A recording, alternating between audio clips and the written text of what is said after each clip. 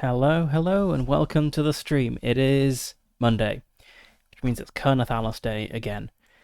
So, last time we completed the first domain, the kind of tutorial dungeon level from the book. And so this time we will be getting in to our first actual procedural dungeon generation stuff. But before we get into that, there were some things I wanted to look up between sessions. So firstly, something that was confusing me a fair bit was magic resistance in combat. And I have this very wide comment here that's probably not very visible on stream. From Board Game Geek by the creator of the game, Alex T, who says, when targeted by an enemy action marked as magical, you just make a magic resistance check, and if you pass it, you're done. If you don't, you then follow the instructions, and you might have to make another check as well. So that's kind of interesting because it means that an ability which is... actually, let's try to find an example, because the reason I was curious about this was because it kept coming up. So, let's see, what did we fight last time? We fought a Necropede, was that sort of thing? Yeah. So, the soul drain ability of the Necropede is a magical ability. And it says the Necropede emits a dark aura attempting to drain the life force of a target. The target must succeed on an endurance check or take d6 necrotic damage, and the Necropede gains temporary health equals the damage dealt. So, because this is a magical attack, and going by this here, for the Necropede to actually hit me with this, I have to fail 2 rolls. I have to fail a magic resistance roll and an endurance roll, which I'm not going to complain about. That makes things easy for me.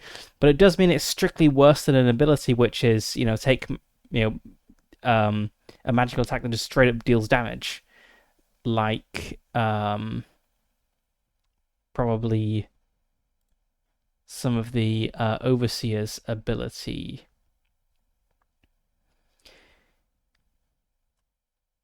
So the Overseer is actually a better example. So we have the Inferno Eruption, which is basically Fireball. Creatures must make a dodge check, taking 2d8 damage on a failed check, or half as much on a successful one. But it's a magical attack, so I need to fail a magic resistance roll, and then I make the dodge check. If I succeed the magic resistance roll, I don't take any damage at all.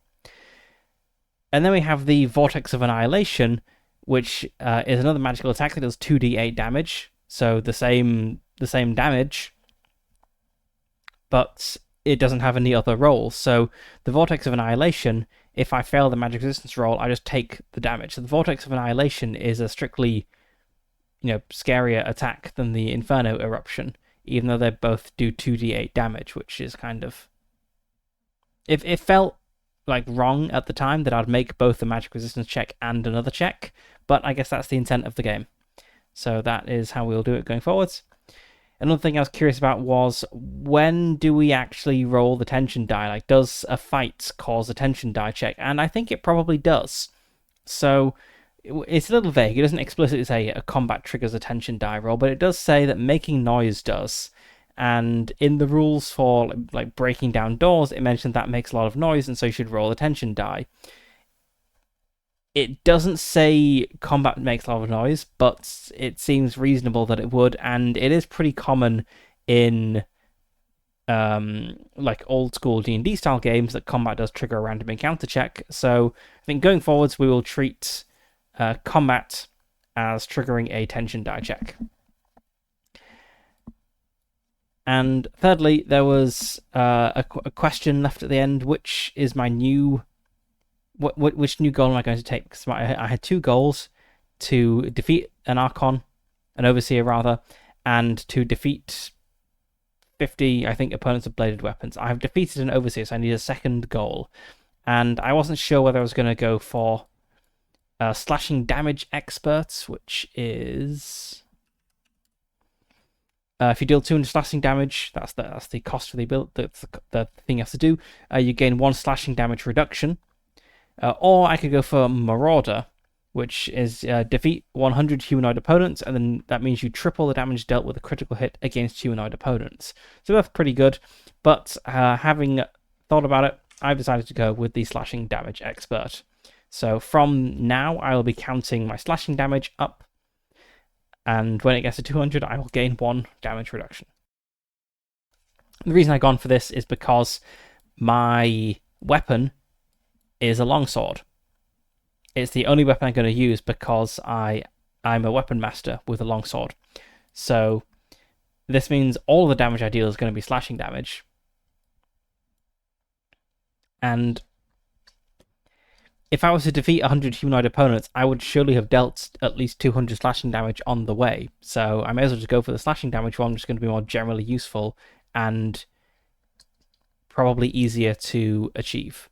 Because, of course, not every enemy is going to be a humanoid enemy. Many will be undead or other sorts of things. So, yeah, there we go. Slashing damage expert. So let's note this down.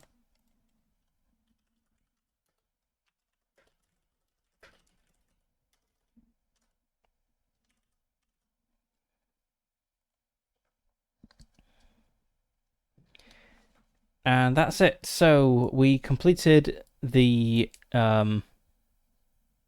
domain with a bit of damage. So we're down to 6 out of 11 health, which is fairly poor.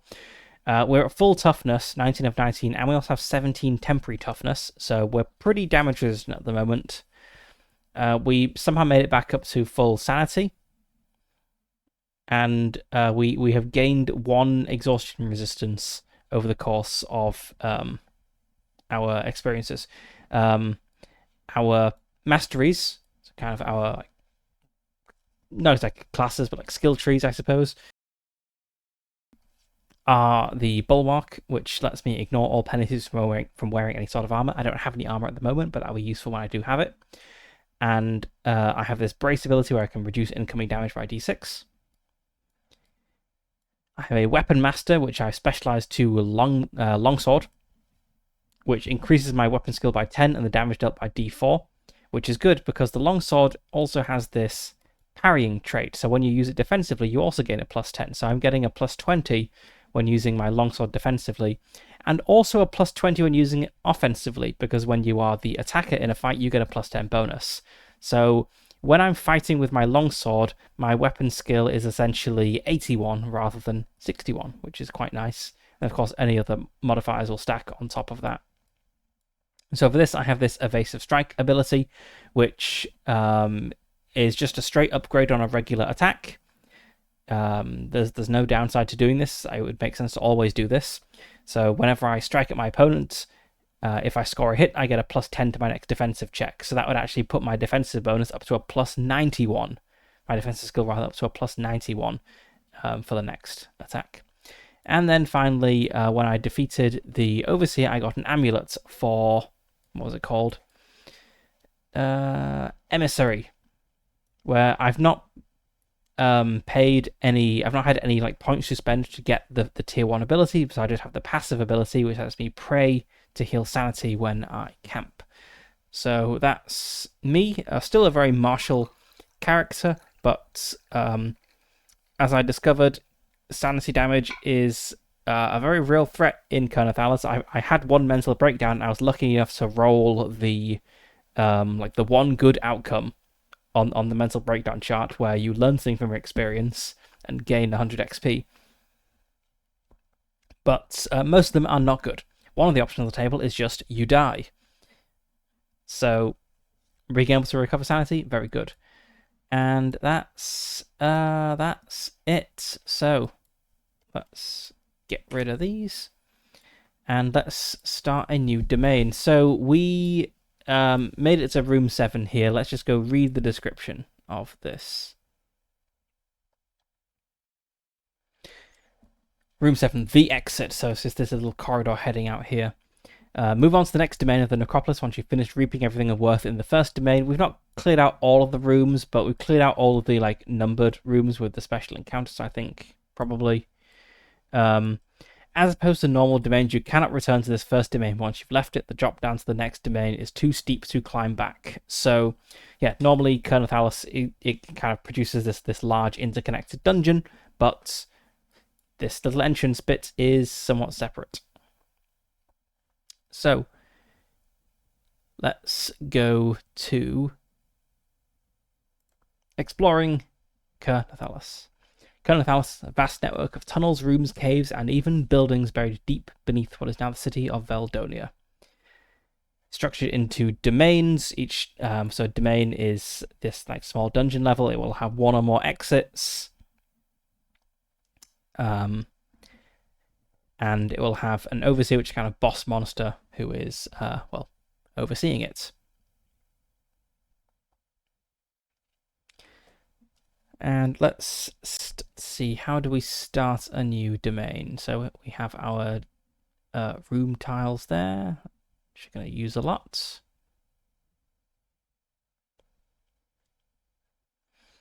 If this is the first room or corridor of a new domain, the first thing we do is determine who the overseer is and what modifier applies to all creatures in the dungeon. Okay, let's go to our list of overseers.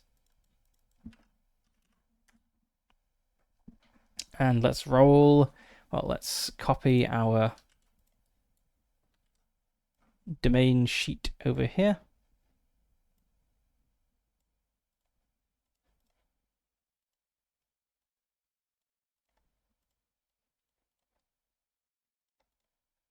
Tension die will start again at D8. Our lair die at a D12, I believe. Yep, starts at D12. So this lair domain exit die, this is a usage die, so we'll roll this every room we go into, and it will gradually tick down. And the first thing we find when we run out of this chain the first time will be the lair of the overseer, and then we'll have to go through this process again, this cycle again, starting from a D12 to find the exit. And if we want to find multiple exits, we'll go through, you know, the loop again and again and again. So in contrast to this first domain where we knew where the exit was up front, we could have just made a beeline for it without seeing the overseer room at all. For this next domain and all subsequent domains, we will have to see the overseer first. We don't need to fight the overseer, but we will discover them before the exit. Right, D10. 7. The Veil... Oh, no, not the Veil Shifter. I watched an actual play of Ker Nethalas, and the Veil Shifter absolutely wrecked the person playing. So, not too happy about this one.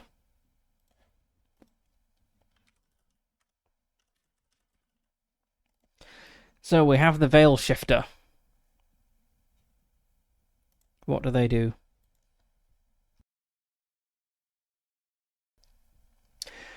Veil Shifter, the illusory archon, is an enigma of shifting realities that commands illusions and weaves intricate webs of deceit. Its form is ever-changing, a kaleidoscope of images that confound the senses, and its mastery over illusory arts casts doubt upon the very fabric of truth. With ethereal gestures, it unleashes bursts of dazzling light that blind and disorient, while its manipulation of reality can transform the battlefield into a surreal dreamscape. Veil Shifter's arcane power extends to summoning ephemeral doppelgangers that mimic its abilities, creating a labyrinthine challenge for adventurers as they attempt to decipher the real from the unreal. So, the Veil Shifter. All of its abilities are magic. I guess that's like the Infernal Archon. That was another very magic one. It's essentially a much tougher version of the Infernal Archon, I would say. So all of his attacks are around dealing magical damage, or like dishing out status effects, or summoning doppelgangers, and if it summons doppelgangers, all their actions will stack as well. It can have up to 4 doppelgangers at once. So it's potentially getting... I mean, it has Ruthlessness too, so it gets 2 extra attacks. So the Veil Shifter has 3 actions. If it has 4 doppelgangers, it's potentially getting up to 7 actions around, and I only get 1 action around. So this is going to be tough, especially because it can knock me prone. And if there's 7 of them all going, there's a pretty good chance that at least one of them will attempt to knock me prone each round. So, yeah, not good. It's also swift. What does swift mean? Let's have a look. Swift. It ignores all reaction negative modifiers. Okay. So normally, if I were to attack well, I can't attack an enemy multiple times in a round, so it doesn't really matter. Okay. Right, so that was our Overseer. Let's see what influence they have upon the domain. 10. Piercing. Gains the Penetrating 1 trait. This can stack with other instances of the same trait. I assume that just means it bypasses 1 point of armor. Let's have a look. Yes, its attacks ignore. This creature's attacks is it the Veil Shifter or all of them? I think it's all of them.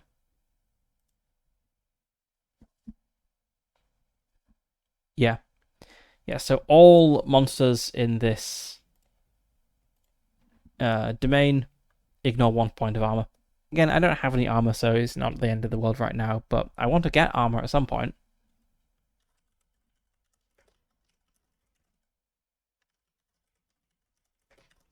Let's note down that it's penetrating, specifically because they might get other sources of it and it stacks.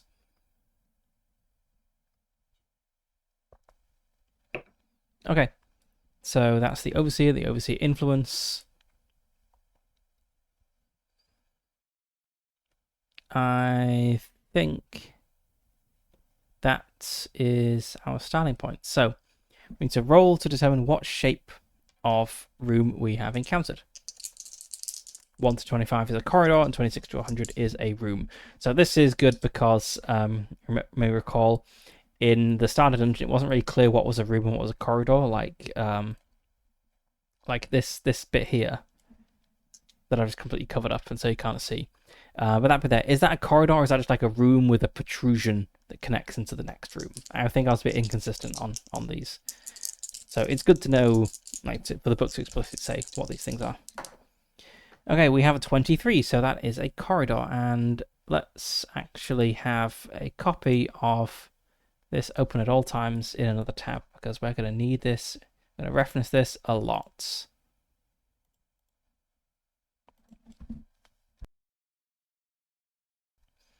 All right, 23, so it's kind of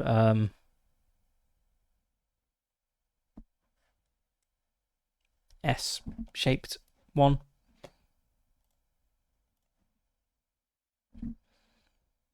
Let's just zoom in a little bit. So I want to count squares. Okay, 2 across. Okay, 2 across, and 1, 2, 3, 4 up.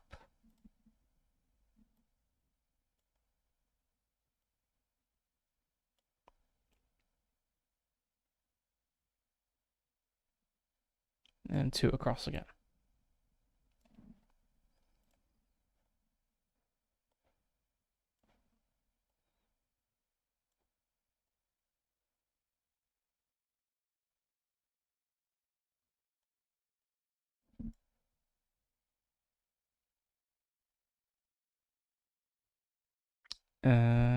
That's not quite the right shape.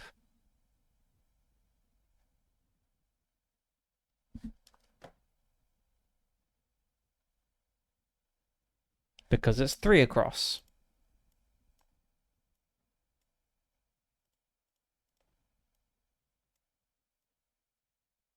There we go.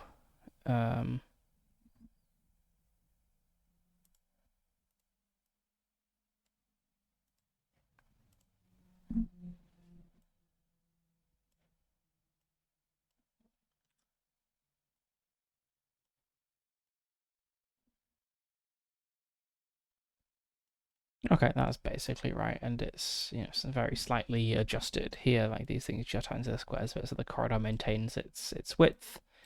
Yep, let's I'll be drawing a lot of doors, so let's just have a shape I can copy and paste.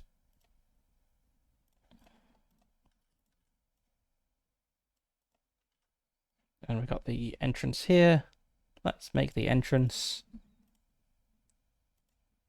green.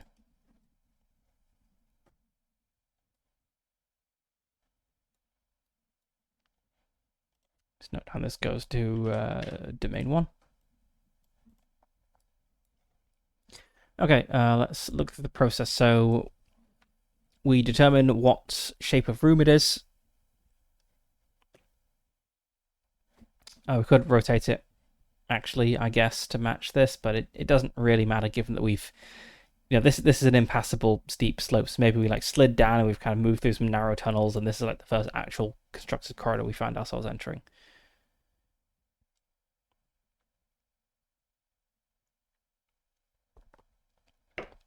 And we can roll on the room and corridor description table.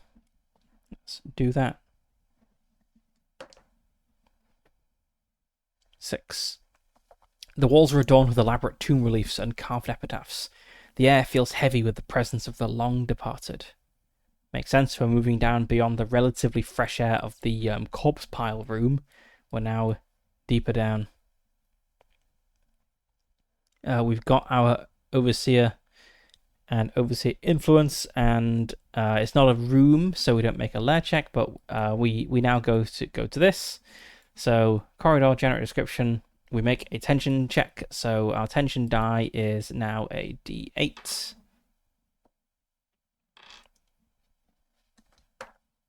And it's immediately clocking down. In wild contrast to last time when we got through almost the whole dungeon without the tension die getting... In fact, did the tension die even get down when we went through the dungeon? I don't remember. We don't have any growing darkness, so maybe not. Okay, we've made the tension die check.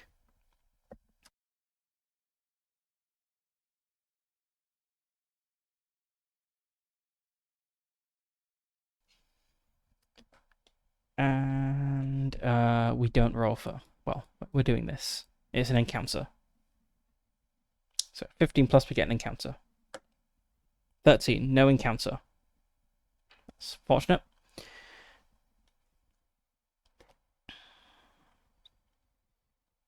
And that's it. So yes, our torch doesn't change. We don't roll for events. We do need to check if the door is locked though. So we go through this corridor and there's a door at the far end. I place my hand upon the door handle and twist it. And continue to twist it until it fully... Well, no, not until it fully opens. I need to check for traps. Do I need to check for traps for unlocked doors? Let's have a look. Doors, doors, doors.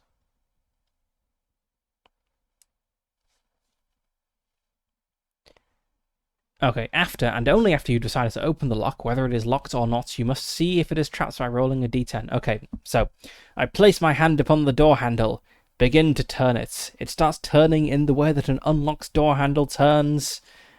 But do I fall afoul of a trap? 6. No. It just turns as a door handle should, and the door opens into the space beyond, which is some sort of chamber.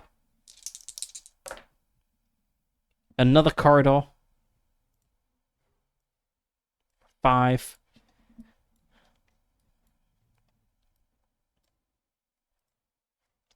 I guess let's...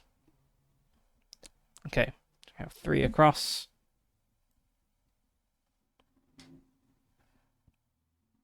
We turn left. You'll get to see, immortalized in a YouTube video forever, how awful my spatial reasoning is. Like, just rotating shapes in my mind is really difficult for some reason. Like, yeah, that's one too short. Anyway, let's put this bottom side in. 2, 3.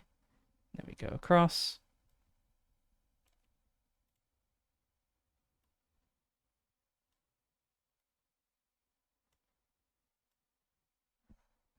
And yes, this segment up here is also 3 long.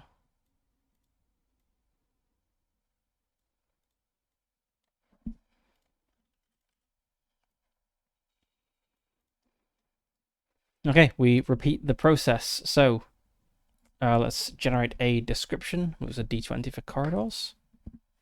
4. We might not generate a description for all of them. We'll just try it out the first few. Oh, scavenging. Can we scavenge a corridor?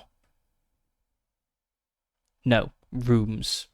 The game pretty clearly differentiates between room and corridor, so whenever it says room, I'm assuming that means a non-corridor. Okay. Thick moss covers the damp stone walls, giving the corridor an eerie green glow. The sound of water dripping echoes throughout. Maybe water drips upon my head as I move down the corridor. Tension die. It's a D6 now. It remains a D6. Encounter check. Yes, there is an encounter. So, combat encounters.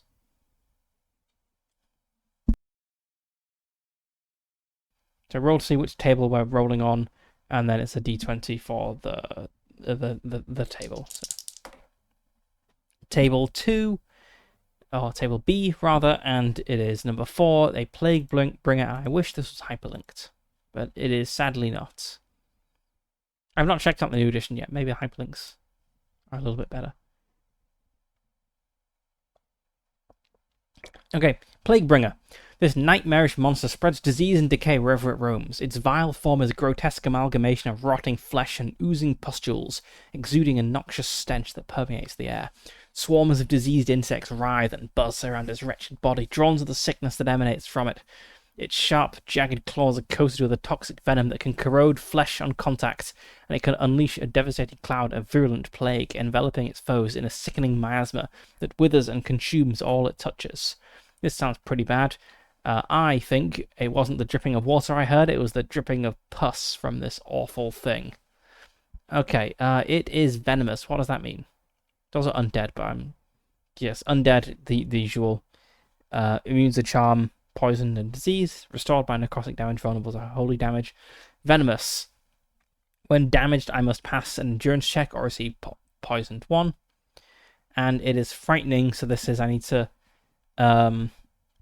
check resolve at the start of every turn, otherwise I will lose 1 sanity.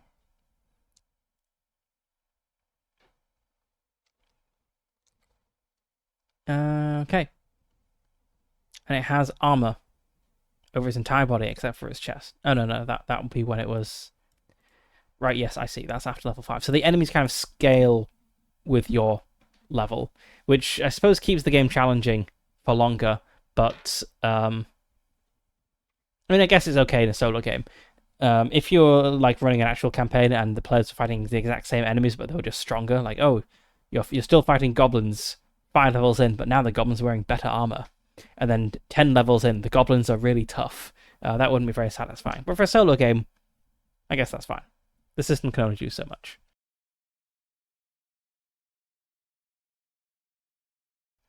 Okay, let's remember how combat works. So we start off with opposed rolls of my awareness versus its my something versus its perception. My perception versus its awareness. Right, yeah, I knew those words in some order.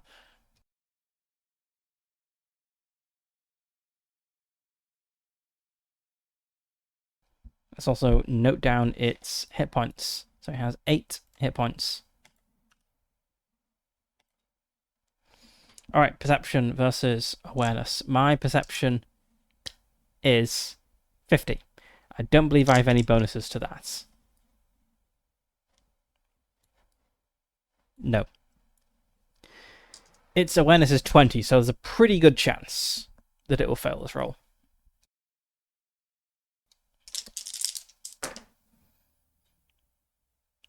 Yes, it failed the roll. So, no, I read the dice the wrong way around. Okay, I failed my roll. It failed its roll as well. We both failed. What does that mean in combat? This happened last time. I've forgotten.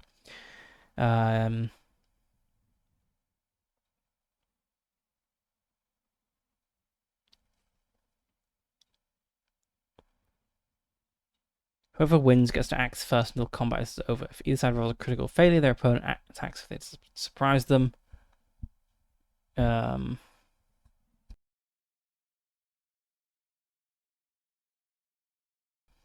So we both failed.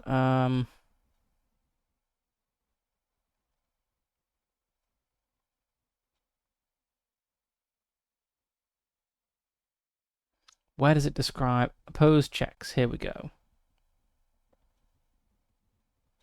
If there is a tie, the relevant character with the highest relevance, the character with the highest relevant skill is the victor. So I have the higher skill, so I win the initiative, even though we both kind of flub it. Okay, so I am going first. I need to not be horrified, so I need to test resolve. Frightened, rather, not horrified. Very, very different condition. My resolve is only a 20. I am frightened.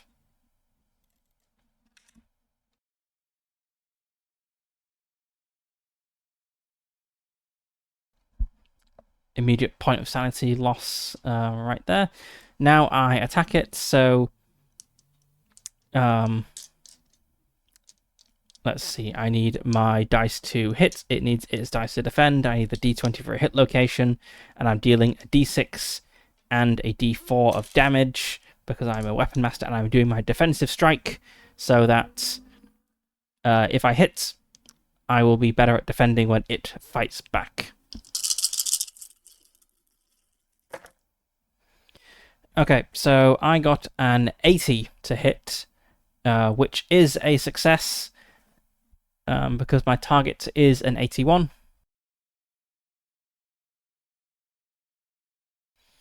It got a 74 to defend, which I'm almost certain is a miss. Okay, its combat skill is a 40. Okay, I got a 6 on the hit location, so I'm pretty sure it's not the head for a humanoid. Yeah, that's the left leg, so it's not a critical hit, sadly. But I do hit it for 6 and a 2 on the damage chart. That would be a 2 and a 1, 3 damage. And I hit, so that means that when it strikes back, I'm going to be slightly better at defending. So let's now roll its attack. So it needs to roll to hit. I need to roll to defend. Possibly. It does have a magic attack. We need to roll a d6 to see what it actually does. And then it looks like it does d6s and d8s of damage. So I'm trying to roll like basically all the dice at once, so that I'm not having to pick up more dice and roll again and so on. So it is doing attack 5, the disease spew, which is magical. So it doesn't need to roll to hit, so just ignore those two. But I need to roll to defend. So I got a 24. My magic resistance is 20, so this hits. D8 necrotic damage that bypasses that reduces health, bypassing toughness. That is 7, which kills me.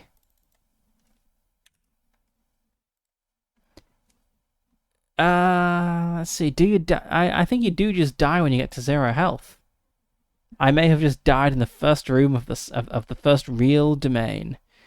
Let's see. Healing and death. Yep, they die. All right, good stream, everyone. Character's dead. Okay, now let's see. Okay, optional for forgiving death. You can instead do something else. You can immediately recover 2d10 sanity and health. Lose 3 mastery abilities. Oh, but you cannot end up with less than 1 ability per mastery this way. So I guess that means I did just unlock this tier 1 ability for free when I got it. I assumed I'd have to spend a point to get that. Okay, so since I'm a puny character, I could take it and that wouldn't be so bad.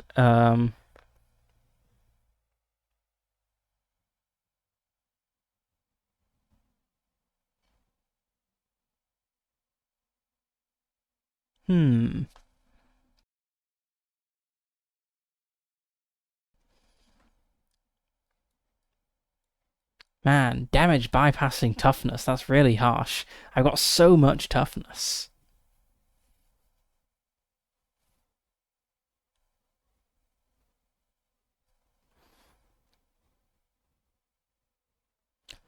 I'm interested about this thing about the rot. Is this related to forgiving death or not?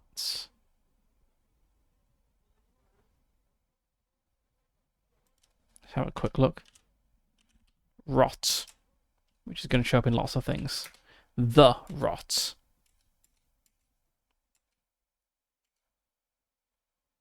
Okay, so events can deal the rot. And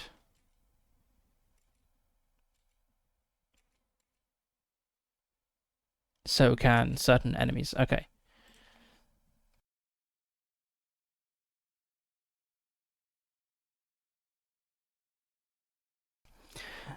Okay.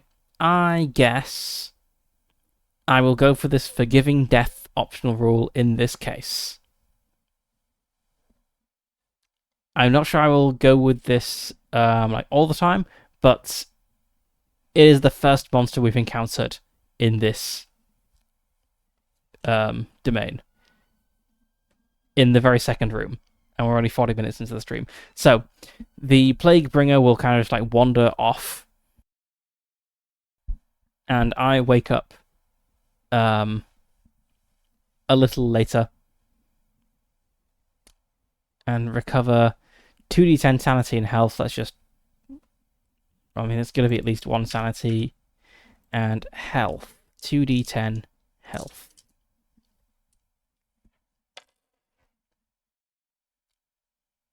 Man, what a way to go. That's a d8. Where's my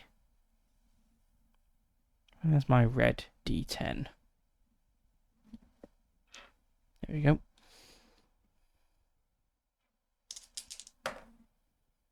Okay, back to full health.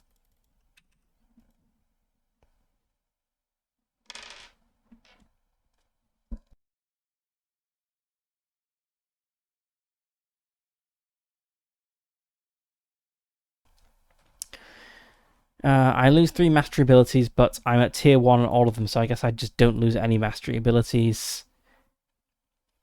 And, yeah. Okay. Alright. So the enemy has moved on. So, I mean, I guess I'm still rolling, like, combat encounters going forward, but it is not in this room anymore. Alright. Yes, I said that combat was going to trigger tension die rolls, so let's do that. Nope, that doesn't go down. Okay, after dying, we get up and proceed on with our adventure. So we go to the door, need to roll to see if it is locked, and then if it is trapped. It is not locked. I go to open it. It is trapped. Okay. How do I find the doors rules? Okay, if it is trapped, you can perform a perception check to see if you notice it in time.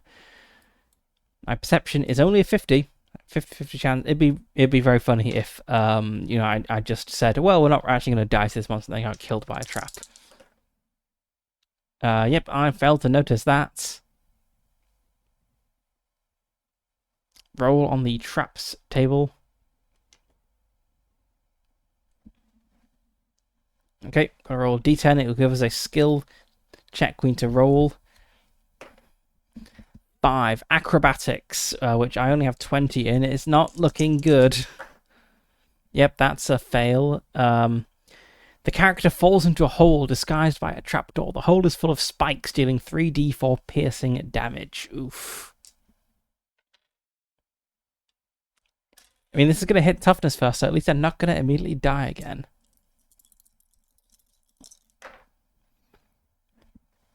Okay, 2 4s and a 3. That's 3 points of damage. Can't find temporary toughness first, I suppose. I'm sure I'm going to say I've lost my temporary toughness when I, died. Okay. Right. So that wasn't good.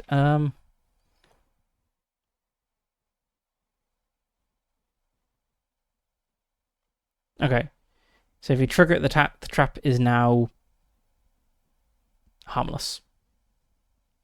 Okay. Does this also trigger tension die? Let's see.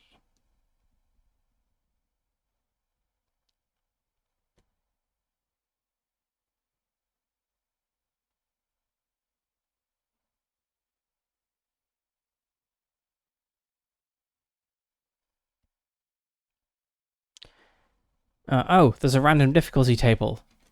Maybe I would have actually passed that. Oh, whatever. I'll remember that for next time.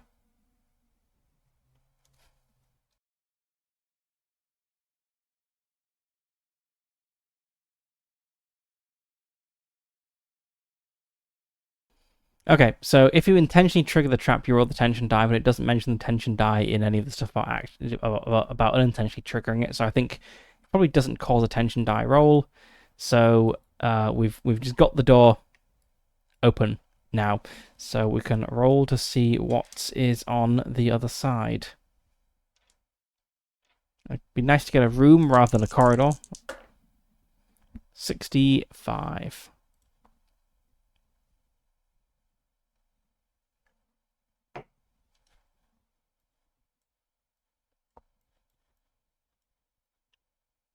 Yeah, that's a room. Pretty good as rooms go. I'm gonna flip this upside down because we don't have that much space below.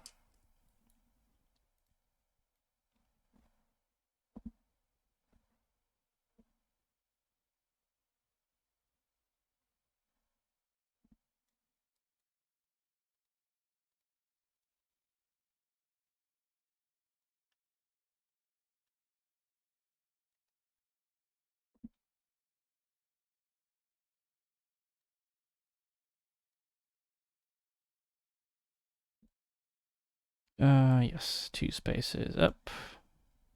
I want a new line.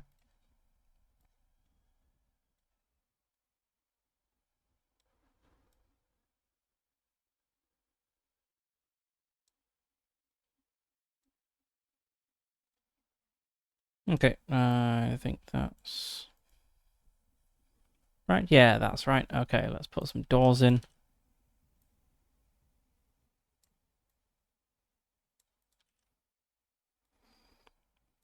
See what is. Oh, we need to.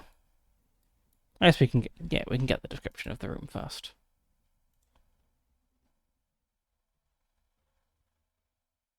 Room descriptions. D100 room descriptions. 60. A large crypt where the sound of mourning and weeping echoes endlessly. Well, tension die. Stays where it is. Lair die. Stays where it is. Our torch goes down by 1. Mark that.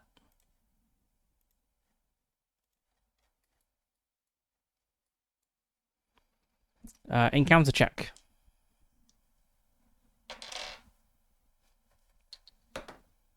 We have an encounter in this room. It would be kind of funny if it was the exact same thing we just fought. Okay, right, let's see. What do we got here? Table 2, number 19.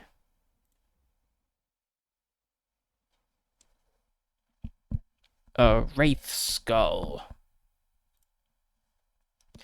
These fragile, I like that, yet terrifying, don't like that, entities hover through the air, defying the laws of gravity, tethered to the mortal realm only by dark magic. Its disembodied presence is a chilling reminder of its unholy origins as it seeks to feed upon the life force of the living to sustain its spectral existence. When it moves on, an eerie whispering echoes through the air, a haunting symphony that strikes fear into all who hear it. The legends speak of fallen Valorian necromancers, executed due to their ambition and condemned to serve as guards in the endless halls of the necropolis. Okay, so this only has 5 health, which is good.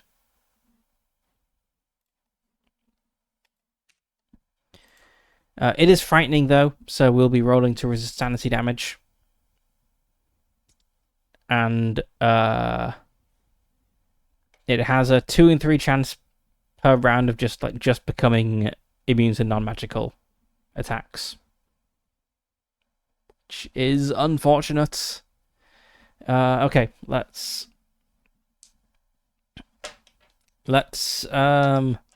combat. Okay, so it has a 60 on its awareness. I only have a 50 on my perception, so it is likely to spot me. It got an 89, so it very much failed. I got a 10 though, so I passed. So I'm going to go first. That's nice. Let's first resist. I'll try to resist its frightening ghost aura thing. Nope.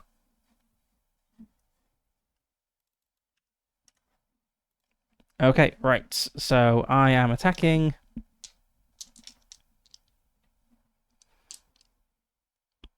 Feels a little silly having to roll a hit location for a thing which is called a wraith skull.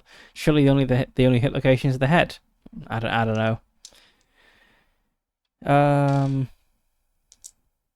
Okay. Again, I'm doing my defensive maneuver, which I'll just be doing on every attack unless I say otherwise.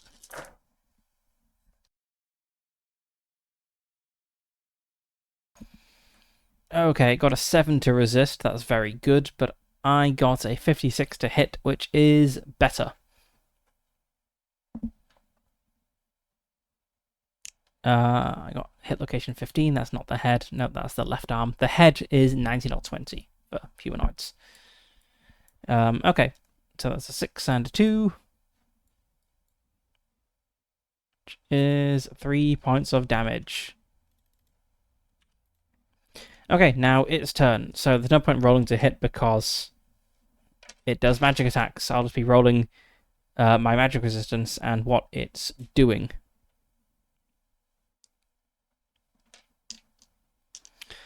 Okay, so I got magic resistance and a d6 to choose its attack, and I also need a d6 if it gets the soul drain.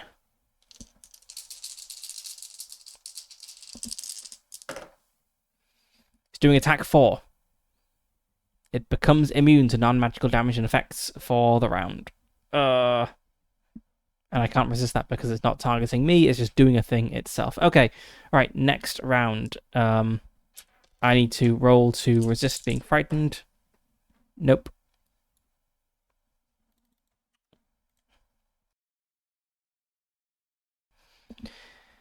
And is there anything I can usefully do if I can't attack it? Actions.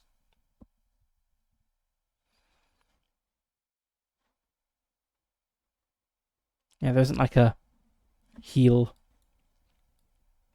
I guess. I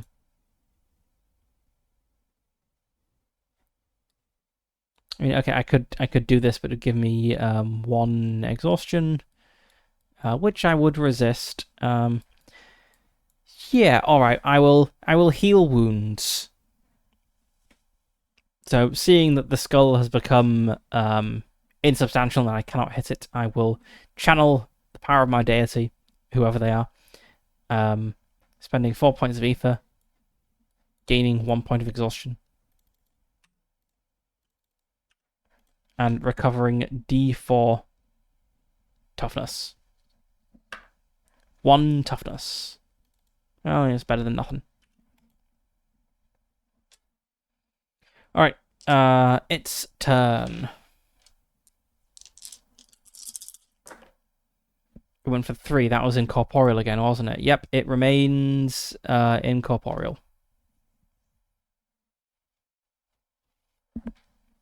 Okay. Next round, I'm gonna roll to resist being frightened and fail. I am frightened. I mean, I can't do anything. So do I just want to just disengage? Maybe? Do you want to flee? You can retreat to the previous room, but then when I come back into the room, it would still be here. So I kind of need to get through it to press on.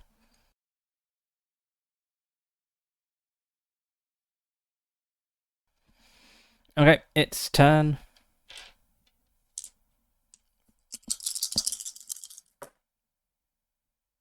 Six. It's doing a different thing. The Whale of Torment. I did not succeed my magic resistance. The race skull releases a bone-chilling wail that echoes through the air, striking terror into the hearts of its enemies. Each creature must succeed in a resolve check or become frightened for 2 rounds. So this is presumably different to frightening. Let's see. Conditions. Frightened. -20 to all attack checks. Okay. I need to make a resolve check now to try to resist this. Well, I guess that's the thing I just rolled. No, that was the magic resistance. 2. I resist it. I'm not scared. And it's corporeal again. So next round I need to resist being frightened, which I don't. Sanity is pretty tough because you have about as much sanity as you do health, but you've got this whole toughness thing. Like you have basically twice as many toughness points as you have health to soak up damage. But sanity, it's just gone. Okay. Right, so I'm trying to hit. Need to deal what, like 2 points of damage to take it out. Okay, I didn't hit it on the head. It got a 34 to resist. That is not a success. I got a 49 to hit. That is a success. And I'm dealing 2 points of damage. Okay.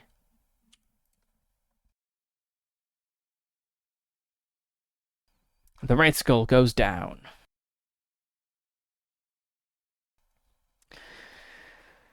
Alright, let's loot the body. Spoils table. Oh, I also get some XP, and I've progressed towards my goals. So I've now defeated I now have 34 enemies to go. I dealt 5 damage to this guy. Only 195 more to go. I get... I entered new domains. So that's 50. I defeated a monster. So I'm actually up 100 from where I was. Right, let's get the spoils. So D6 on the spoils table. 3 is a mundane item. Well, better than nothing. 17. 1 bandage. Okay. Ah, yes, I also don't have any food. I mean, I have 1 set of cooking supplies, but... yeah.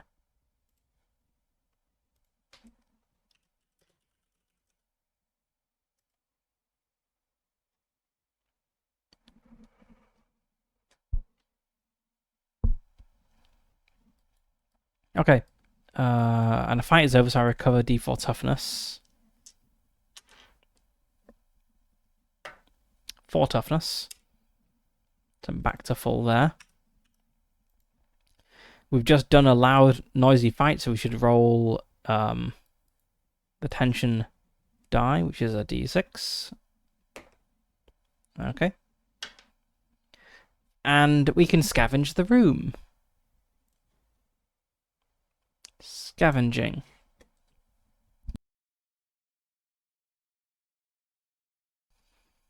If you scour every single corner of this forsaken place for any resource that might be of value to you. Yep, that's it. Okay. Each time you enter a room, you make a scavenge check. If you pass it, you can roll on the scavenging table. 1 check per room. So my scavenging is only like 20 or something, I think. 10.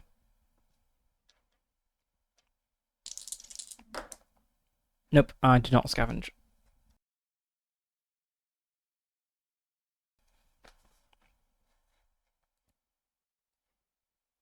Alright, let's proceed I guess let's check the 2 doors to see which ones are locked, if any. So, try the north door first. Is not locked, and now the east door, also not locked. Okay, I guess let's go north. I have to check for traps. No traps. Let's open the door.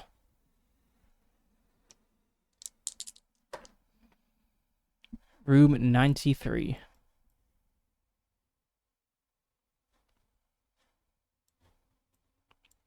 This, whatever this little thing is,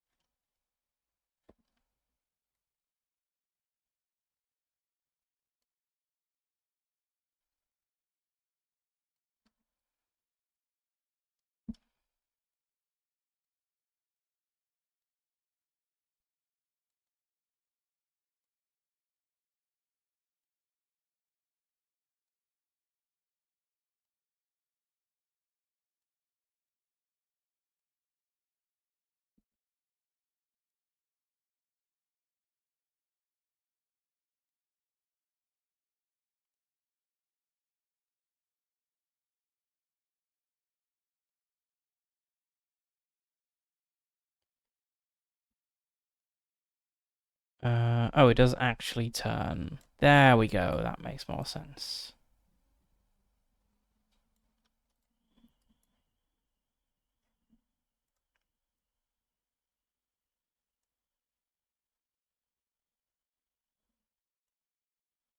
Oh, we also have a little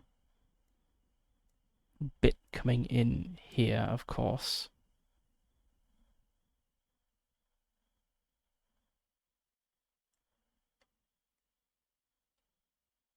Yes, makes sense.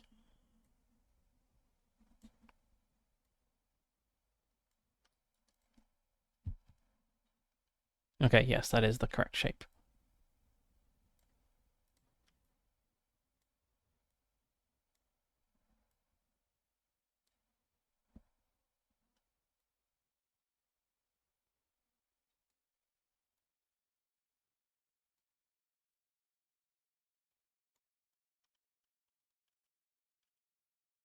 Okay, only 1 door out of here.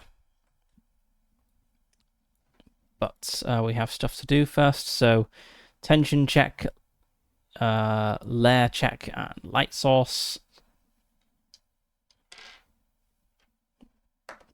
Tension die goes down to a D4. Layer check was still the D12. It's still the D12. Light source.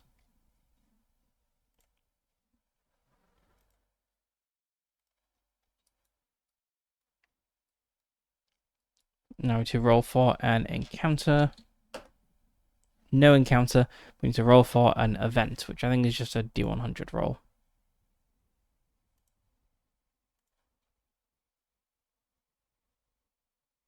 Yep, D100.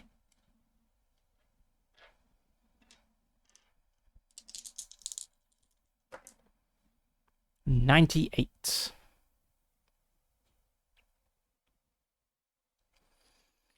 This narrow chamber, it's not that narrow. This narrow chamber is filled with sharp iron pieces that stick from all surfaces, their purpose completely unknown to you. In order to cross the room safely, you must pass an acrobatics check. If you fail, you are bleeding. Okay. I mean, I'm bad at acrobatics. I have a potion of +50. Oh, that's athletics. Acrobatics, I only have a 20 in. Okay, let's note down what this room is, and I think I'll backtrack and go the other way.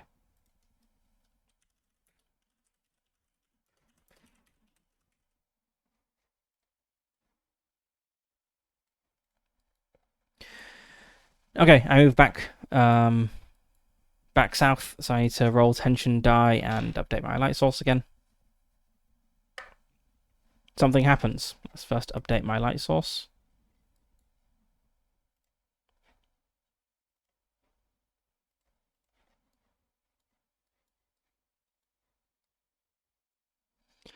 Right, okay, so the tension die hit 0.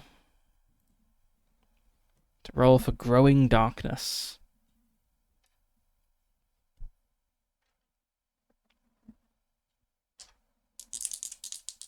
And then the tension die resets. 10.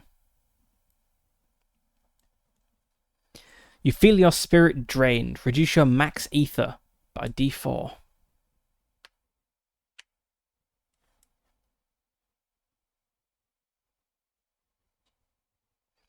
Growing Darkness events only affect a single domain.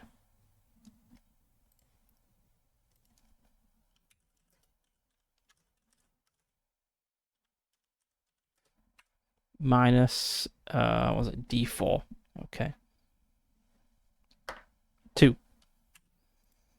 Okay. I went through a room, so this should have recovered up to 10, but now it's only 8 because my max ether has gone down by 2.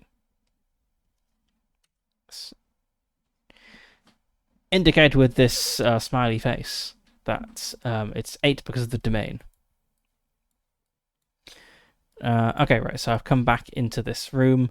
Now let's try the east door. So we determined this door wasn't locked. It might be trapped, though.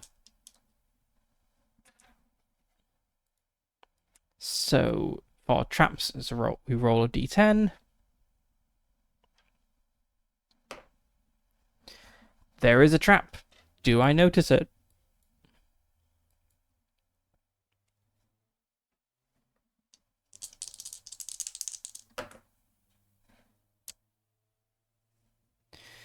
Let's double. I'm pretty sure I don't, but let's just double check.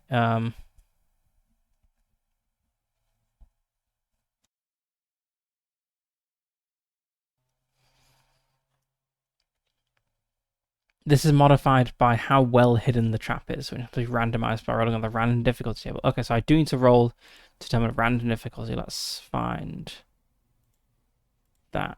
I believe it was near the beginning of the book. It's on page 63. Okay. Yes, when I first saw this, I thought, why on earth is there a table of random difficulty? But it makes sense if you want to determine randomly how difficult something is. It kind of does what it says in the tin.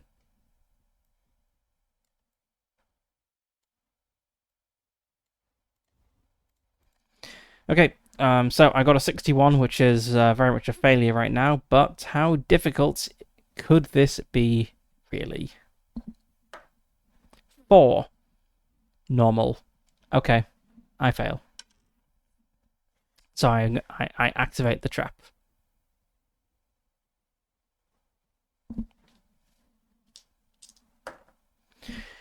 Trap number 2, needs to dodge. Again, got to roll for how difficult it is.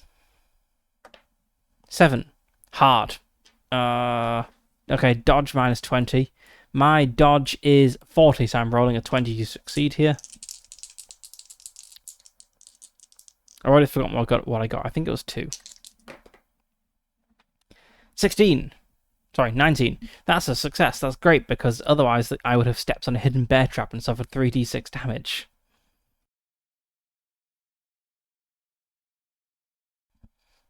Well, I make it through the door unscathed.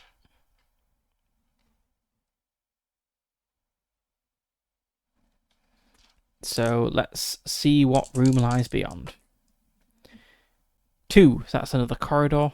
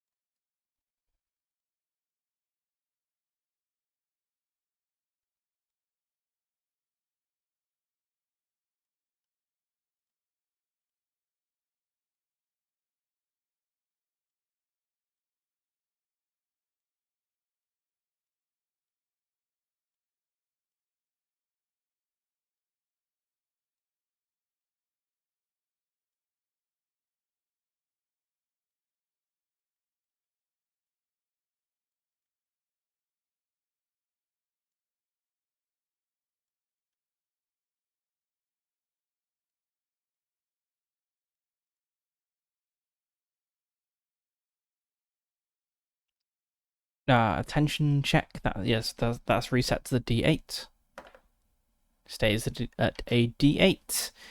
We need to roll for an encounter, which is a D20. No encounter. Okay. Right, let's just go straight across to the eastern exits and then check, is this door locked? No. Okay, let's open it. It is trapped. Okay. 7. It is difficult. So that's a -20 on the perception roll. So I'm rolling a 30 to notice. I notice. Okay. I've noticed it's trapped. That's new. My perception is 50, right? Yeah. Okay. I notice it is trapped. You can attempt to disarm it if you have these tools. I don't have these tools, so let's just note down that this is trapped, and we will try the south one, sure.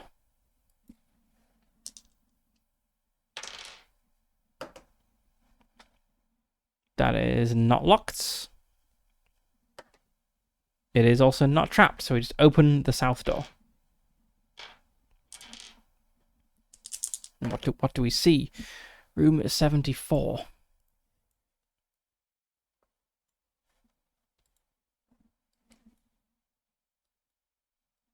Need to move this whole thing up.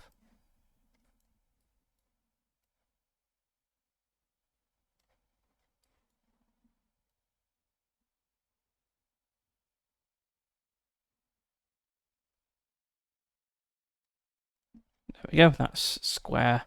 That's grid aligned pretty much. Okay, 74. So we have like one space coming into the room and then come out.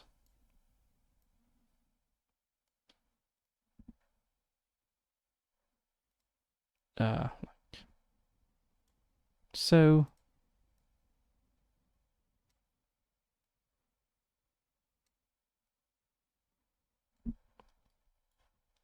then we come 1 tile out and 2.5 down.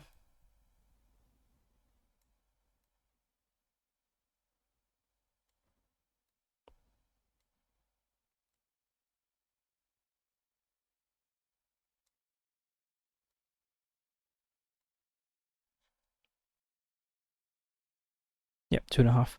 And then the same in the other direction. So yeah.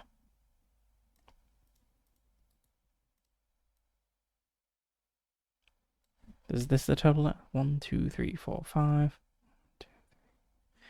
Yeah, okay. So we just come down 5 with this kind of bulge out in it. That would have been much easier to draw it that way. Okay.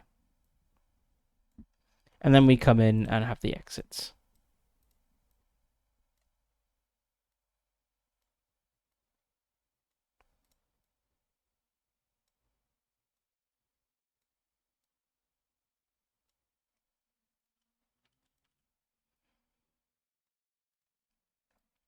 Okay.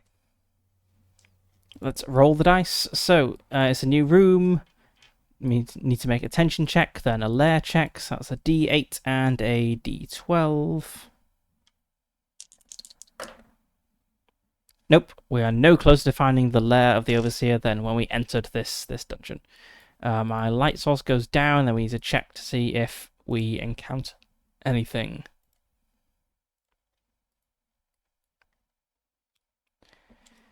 So that is a 10 plus on the old D20. Yep, there is an encounter. Encounter table 1, I think, number 14.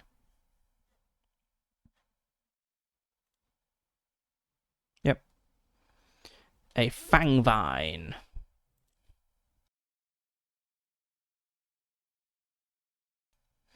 A fangvine possesses thick, sinewy roots resembling gnarled tendrils that slither through the soil, seeking out vibrations and scent trails of potential prey. When a living creature unknowingly steps upon the fangvine's subterranean lair, its tendrils lash out with incredible speed, ensnaring the unfortunate victim with crushing force. Rows of razor-sharp teeth, like thorns of darkened obsidian, emerge from the earth, piercing and tearing into its prey, injecting a paralyzing venom that leaves them immobilized. The fangvine then slowly drags its captive underground, where it remains hidden from the world above, providing a sinister feeding ground for the creature's insatiable hunger. That sounds pretty tough. It's fairly athletic, which makes sense given the description. Okay. Its awareness is actually not as good as I suppose it is a plant. It's pretty aware as plants go. So let's make our opposed roll to see who goes first. I've got a 50 for my perception. It has a 40 for its awareness. We're fairly evenly matched. I got a 90. That's complete failure. It got an 88. 88 doubles are crits, right? Yeah, it crit failed that, so I surprised it, actually, which means I get a plus 20 instead of a plus 10 on my first round, which means I've got a plus 30 overall, which means I'm attacking with a 91, which is pretty good.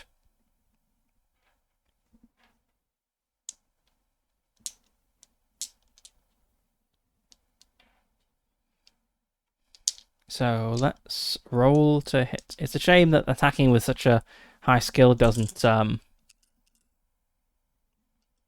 doesn't go anywhere, so helping with damage.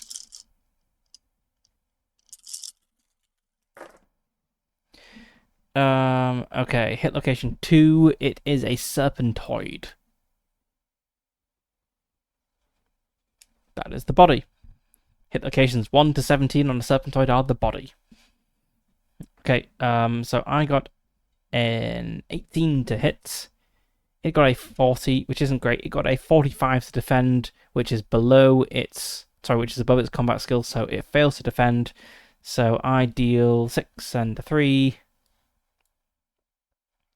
It's 3 points of damage. How much health? It only has 1 health. It only has 1. Oh, plus 1 health per level. I'm only level 1. It has 2 health, and I dealt 3 damage. I killed it. That's how enemies should go. Perfect. Easy. So that's 1 more opponent gone. 2 more points of damage. 50 more experience points. Why can't Ker Nethalas be just be inhabited by fangvines? It's be a much easier dungeon. And I roll on the resources table, which I'm going to assume is around here somewhere. Here we go, resources.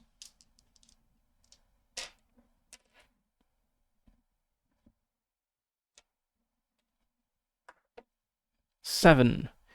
1 crafting supplies. I'd have preferred a cooking supply, but okay.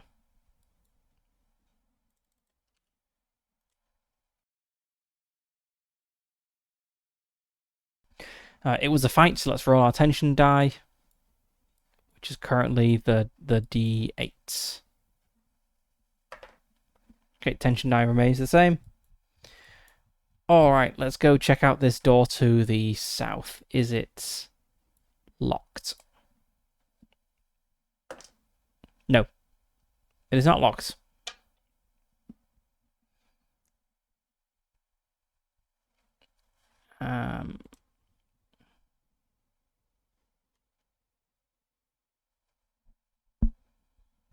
And yes, then we always need to roll for traps, because we roll for traps regardless of whether it is locked or not. That's a D10. 3, it is not traps. Okay. Open the door. Feeling another corridor beyond. Seems to be rolling more than my fair share of corridors.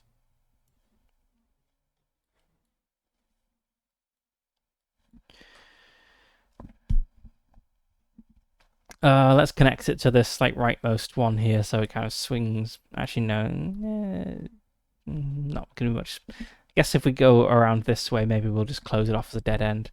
Yeah, okay, let's connect it to this rightmost one.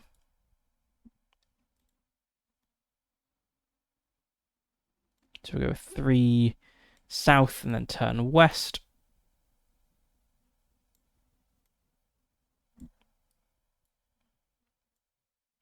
Two, and we have a branch heading off south. We have another two, and then another branch heading off south.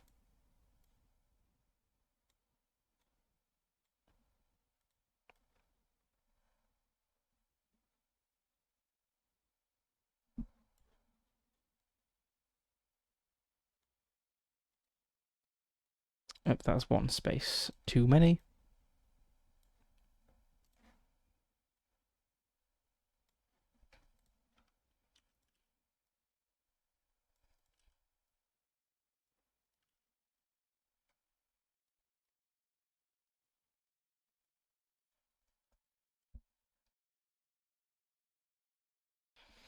Okay, tension check.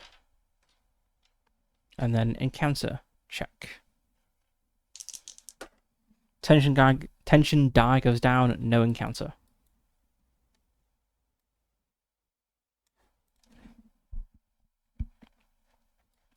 Let's... Oh, these little stubby corridors to the south, they actually go 3 spaces. Not so stubby after all.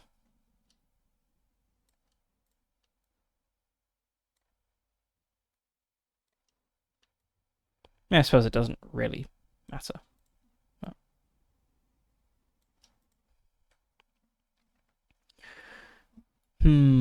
Let's loop around and try going north. Is this door locked? It is not locked. And is it trapped?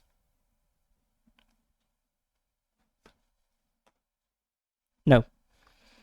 Okay, we open the north door. Found ourselves in a room.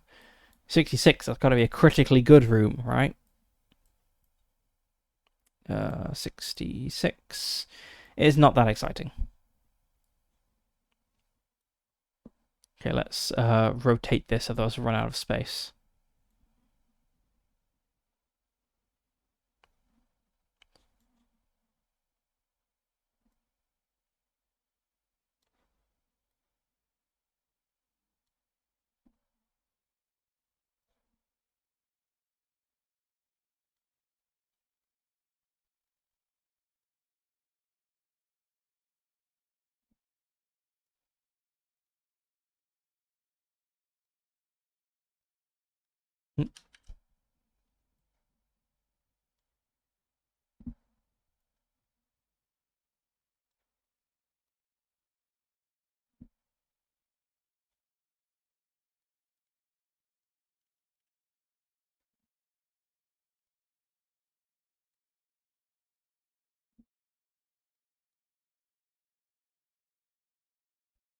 Okay, tension layer light source, D6, D12.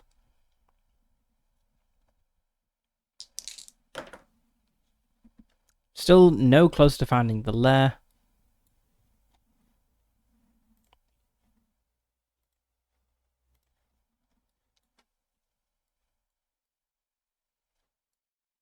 Okay, encounter check.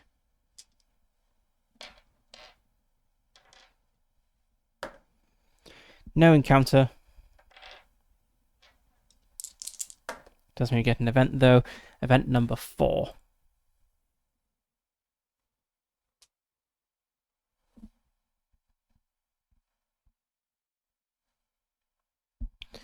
There is a trap in this room. Roll on the traps table. Okay.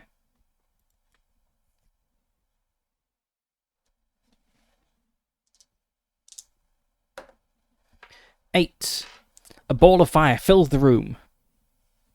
Make athletics to like somersault out of the way to determine how difficult it is, though. That's cocked. 2. On the easier end, I believe.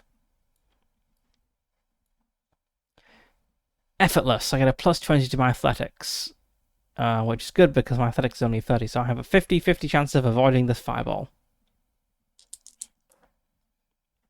Easy. I backflip out of the room as the fireball engulfs the space and then just like saunter back in as if nothing happened.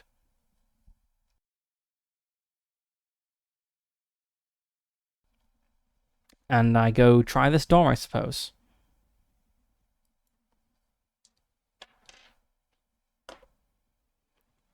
It is not locked, and it is not trapped. Okay.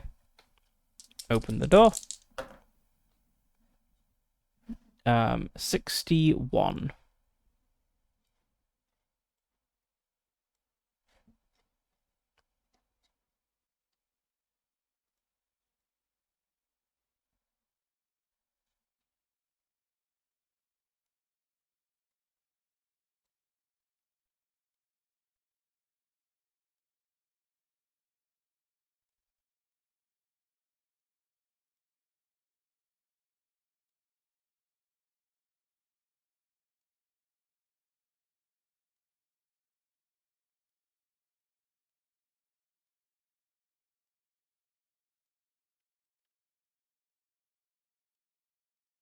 Running out of space here unless we turn around the corner. Okay. Right, it's D6, D12. The D6 goes down.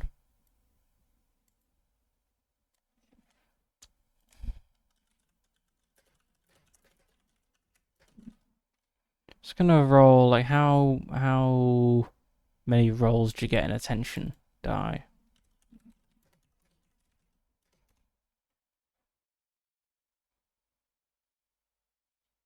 It's not attention die, it's a usage die.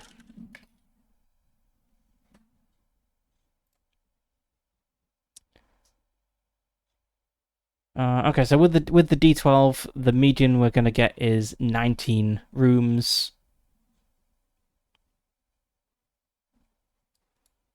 We've got 1, 2, 3, 4, 5.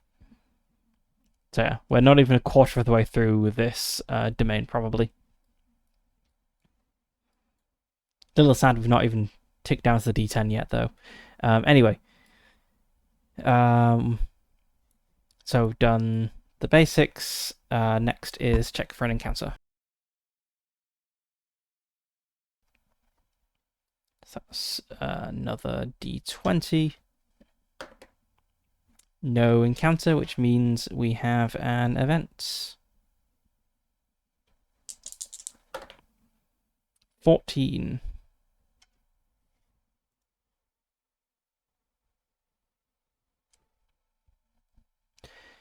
Oh, I've also been forgetting to scavenge. I will remember going forward, I hope. There is something of value here. Roll on the spoils table. Spoils. Spoils, spoils, spoils.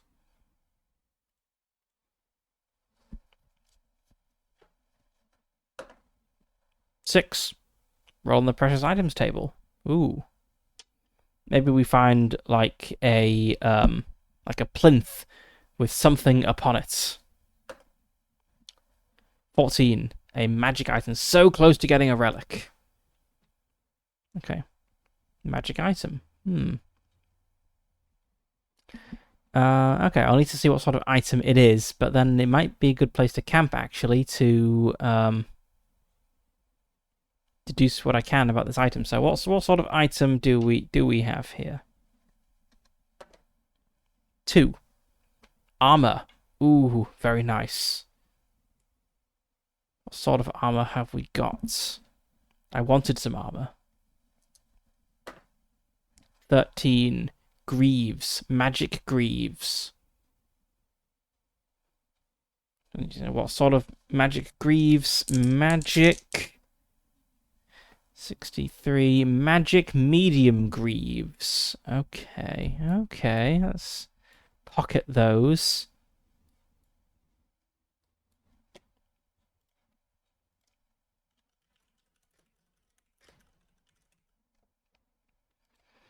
So I'm not sure if everything that I'm like holding and like wearing on my person actually goes in here. So like I've got a magic ring that I'm wearing Does that go in my gear list? Let's quickly check that. Where would that be in the table of contents?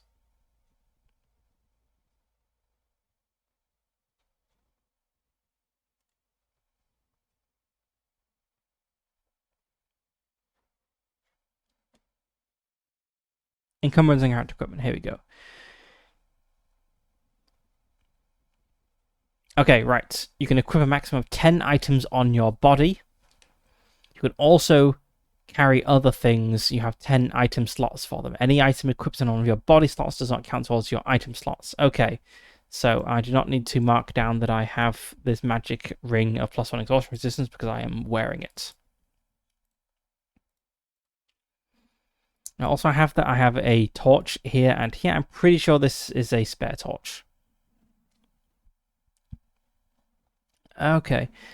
Camping. I could camp, but I don't have any rations, and camping uses up a ration. But I can cook a ration. I do want to know what these magic greaves do, because I don't have any armor so far. But then they'd only really help if something hit me in the greaves, which I don't know how likely that is.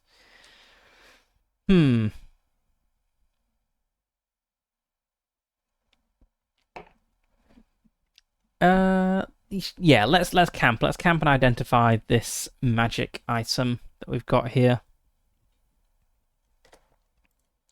The first piece of like proper magic gear. I mean, okay, we had a ring, but nah. Magic rings are old hat. Everyone knows about magic rings. Okay, camping. Okay,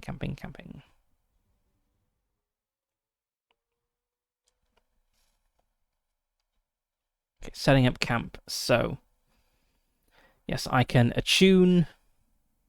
I can barricade. I'm going to spend 2 crafting supplies barricading as usual, and 1 crafting supply making a ration, which I'll then immediately eat.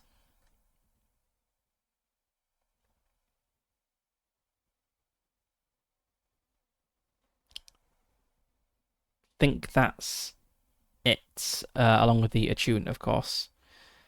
So, I could also recover some sanity. Yeah, let's recover sanity with my thingy, my camp activity here. Okay, right. So then I can't actually fail this roll, so I'm not going to bother rolling it. So I camp successfully in this room, and let's just work through these things in order. So firstly, I gain 1 exhaustion, heal D4 sanity.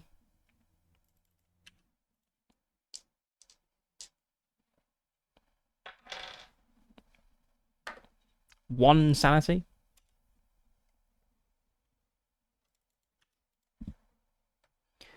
I attune with the item, which gives me 1 more points of exhaustion and uses up an attunement crystal.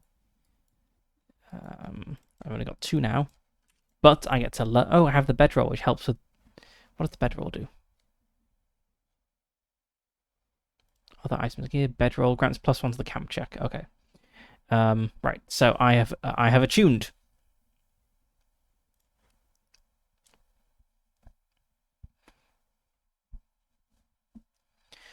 So I roll on the item rarity to determine how many properties it has. I assume it's the same for armor.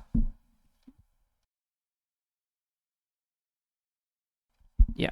Okay. Right. Item rarity. Come on, epic. Uncommon. 1 magic property. Okay.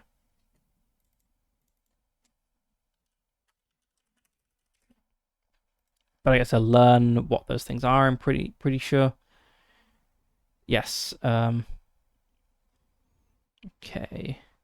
Armor properties. 6. Reduce your max ether by 5, but increase your max toughness by 10.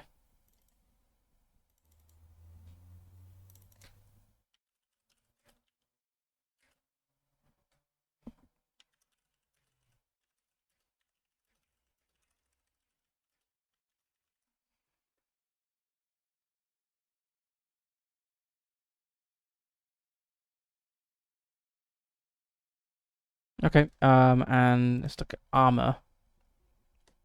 So Greaves, that's why I've spelled. There we go. Okay, so Greaves protect your legs and feet. They are medium.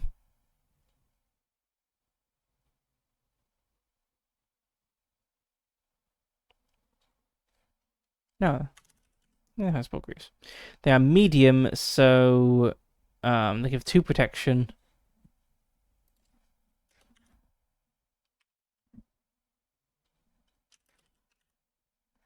Oops. 2 protection. Why have I lost my ability to click things here? 2 protection, D10 durability. I guess I'll need to learn how durability works. And they have this effects. So I'll put the Greaves on.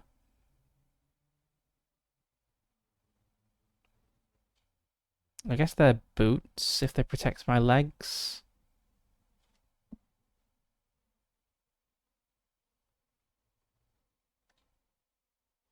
And they protect your legs and feet, so.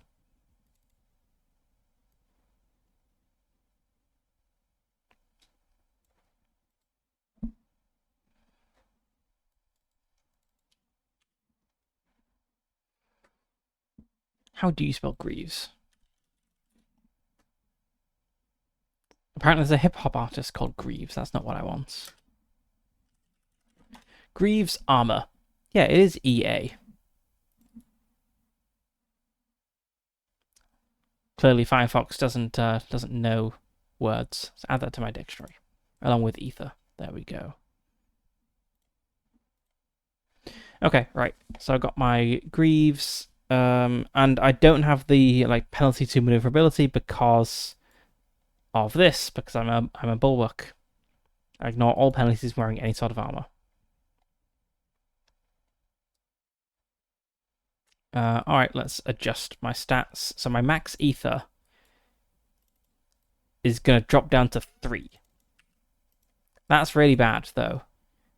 So I can do this brace, but I can no longer do this. I can no longer magically heal my wounds.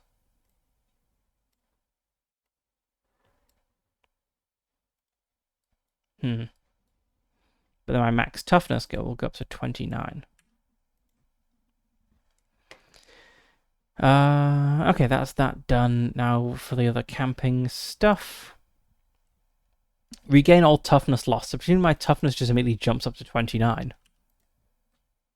Regain 1 health. D for sanity.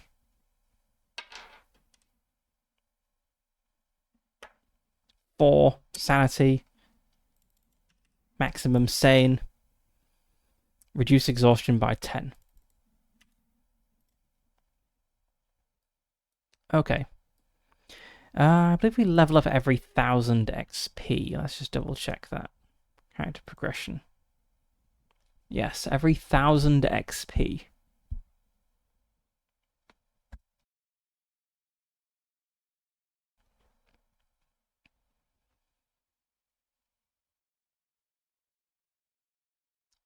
Ooh. That's a nice one. You've learned to read the subtle flow of combat, allowing you to deal additional small strikes, cuts, and punches as part of your usual combat style. Increase all physical damage by plus D4. Oh, increased magic resistance by 10. Oh my god. I suppose it's a little tough to get to 1000 XP, so it makes sense the advancements are all very good. She's to kill. She deal with 2 combat encounters, and then I will get one of these very nice things. I think I'll go for the magic resistance actually, because the Veil Shifter, the overseer of this domain, is all about magic attacks. Right, so I camp. Let's check if this door is locked.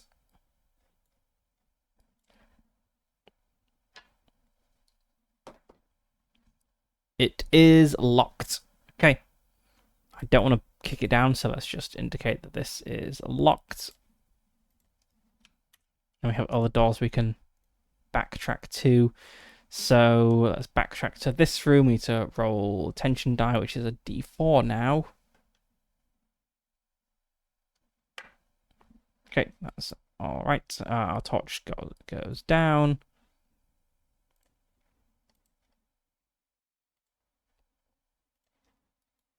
Move into the corridor.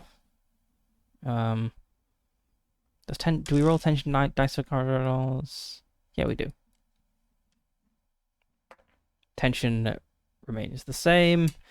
And I guess we'll check out this door to the south here. So is this locked? No, it is not locked. Place my hand upon the handle and begin to twist it. Is it trapped?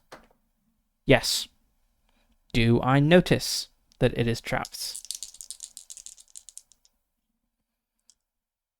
And does that do I need to have the random difficulty? Yes, I do need the random difficulty. Okay, I've got a 20. Yeah, I'm pretty certain I've succeeded on that. Yeah, it's child's play. This is obviously trapped. Okay, let's note down that this is trapped and just try the other door. Because I don't have any thieves tools to like. How do you disarm traps? Yeah, you need thieves tools. I don't have any thieves tools, so all I could do is just like try to intentionally trigger the trap. I don't really want to do. That's not locked. Not trapped. Okay, let's open door number 2. We get room 1 beyond that, which I'm gonna guess is like a straight corridor. Yep.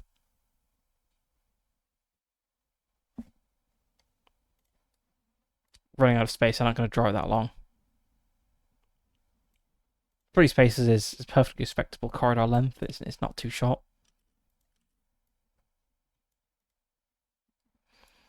Okay, right. Tension and then encounters. Tension does not go down. Encounter. Nope. To come up to this door, let's check. Pretty sure that means it's locked. Yep.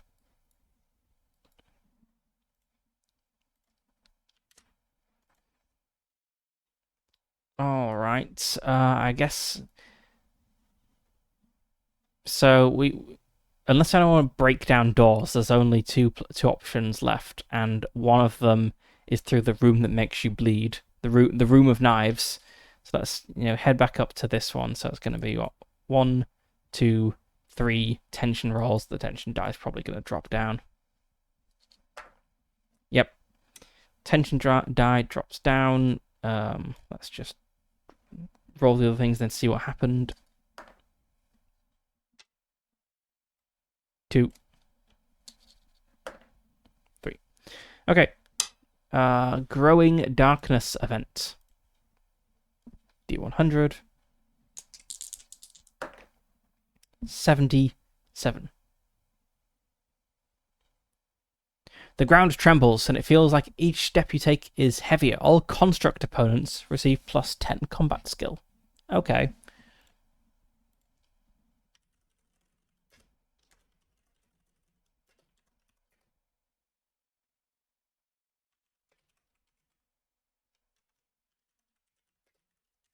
I don't think we've encountered any constructs yet.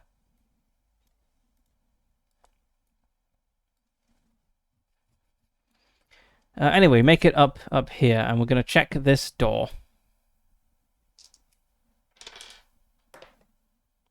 That's a 19. That's very locked. Gonna need to start breaking doors down. Okay, how do we break a door down? Let's have a look. Doors.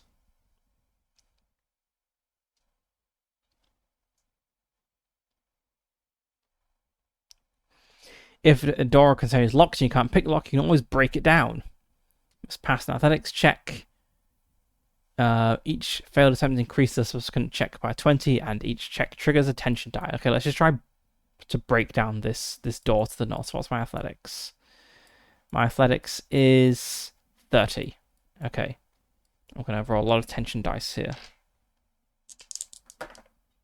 Yep, that's a fail for the first one, so we get our tension die.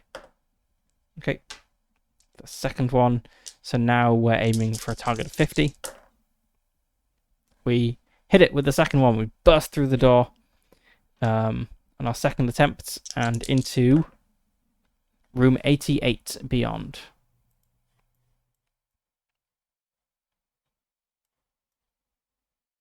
Which is this like little loopy thing. Okay.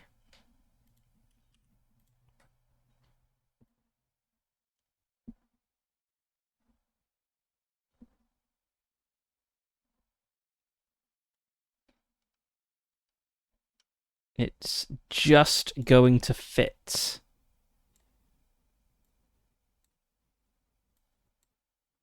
If I can like avoid getting rooms confused. Let's put that over there. So that goes up there. Comes in 1, goes up 2.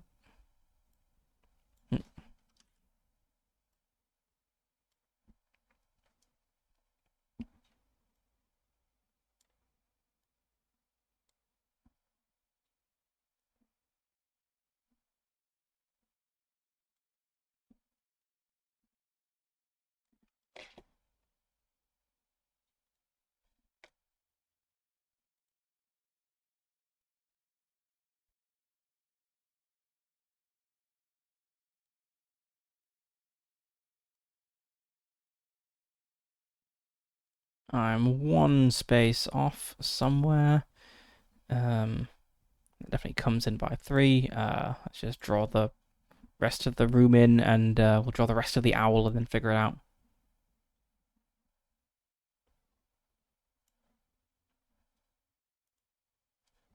Ah, yes, this should be 1 further along.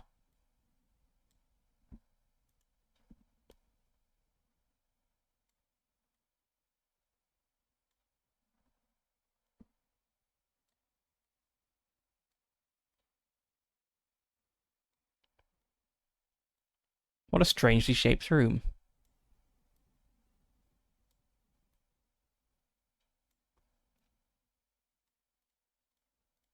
So these room shapes are like dungeon geomorphs, found elsewhere. So that means that someone must have like drawn each of these shapes and thought this is a plausible shape for a dungeon room to be in. But I wonder why.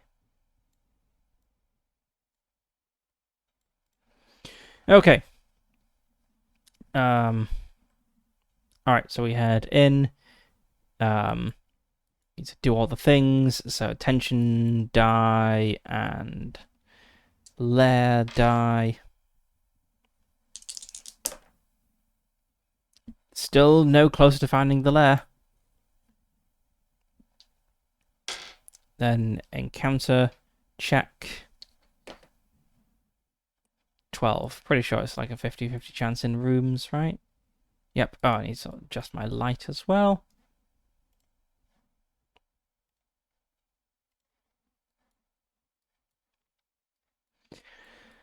Okay, so we're going to have a combat encounter in this strange room here.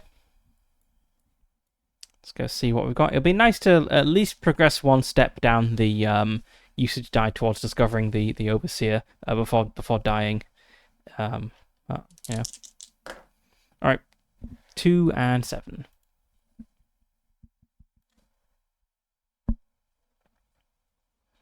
Bone Golem. It's a construct. This is the first construct we've encountered, and it is immediately after we get an event saying, hey, constructs are all going to be tougher now.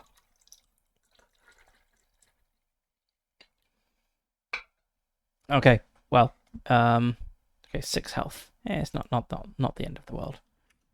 Right, so I am going to step away for a moment, and then I should be back, and we shall fight the Bone Golem.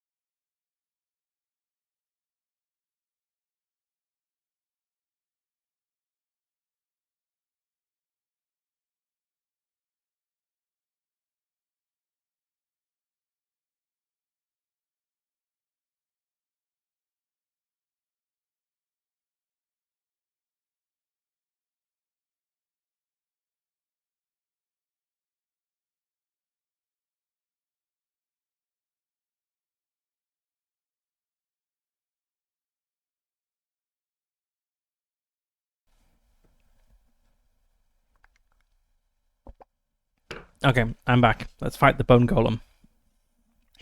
So, towering above all who dares across its path, the bone golem is a nightmarish fusion of skeletal fragments held together by dark magic and ancient runes etched into its calcified surface. Its empty eye sockets glow with an eerie, malevolent light, and its articulated limbs move with an unnatural fluidity, instilling terror in the hearts of all who behold it. Inexorable and unyielding, the bone golem wields immense strength and resilience, shrugging off all but the most potent of attacks with an eerie indifference. It lumbers forward with a relentless purpose, leaving a trail of desolation in its wake, and its thunderous footsteps resonate through the souls of those who hear them, a haunting reminder of the raw power it wields. Okay. Right, so it's got penetrating 1. We already have penetrating 1 from our overseer influence. So it actually has penetrating 2, which means it ignores 2 points of armor. Not great. Looks like it deals a lot of damage. The crushing slam deals d10 damage, the necrotic grasp deals d8 damage, the rending strike deals d12 damage. So a lot of damage for all of its hits. And its combat skill is 50 now.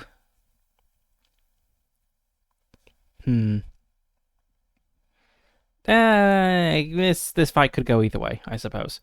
Okay, right. Well, first we need to roll initiative.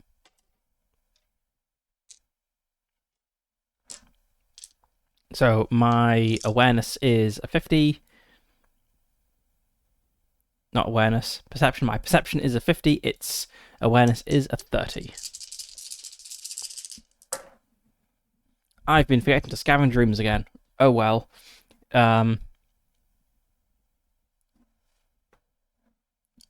I succeeded. It failed, so I get to go first.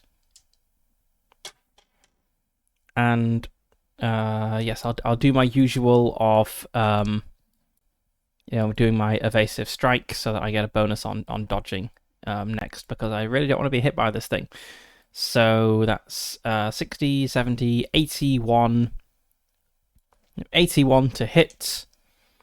It is rolling to defend. I'm rolling a hit location because it has a bunch of armor, so that's quite relevant. And then my damage is a d6 plus a d4. Okay, it rolled 90 to dodge. That's a complete miss.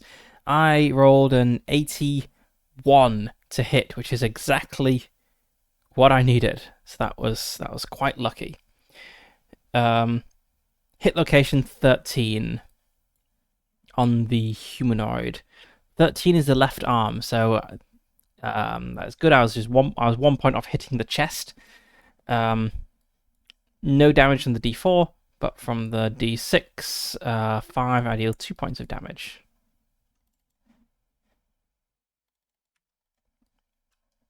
Okay, now for its turn.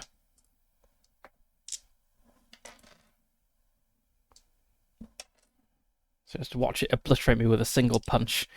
Okay. Jeez. D10, D12. So much. I don't have an extra black D10 out, so I'll just roll for what it's doing and roll the damage afterwards. And it has combat skill of 50 now. Okay, that's the crushing slam. So it succeeded, it got a 24. I succeeded with a 50. I got the higher number, so I do the thing. It did not hit me, so I get to make a defense. I'm pretty sure I've forgotten about defensive actions this entire session so far. Also, that's not on 2 health. I dealt 2 damage. It's on 4 health. Anyway, I get to make a defensive action now. It's defensive action number 2, which is reduces armor by 1 in 1 random location. Okay, let's roll a hit location. 10. I don't think that wasn't the chest. That is the chest. Okay, its chest armor is now 1 rather than 2.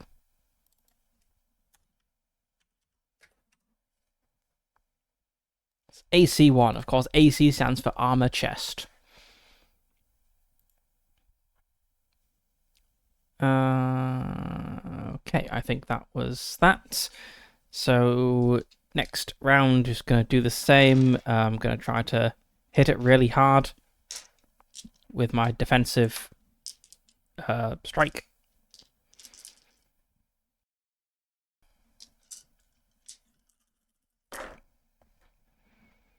Right, I got a 46 to hit.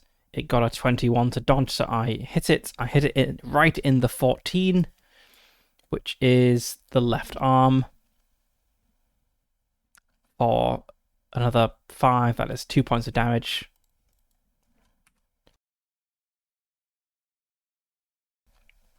So it's down to 2 health. It is going to try to whack me.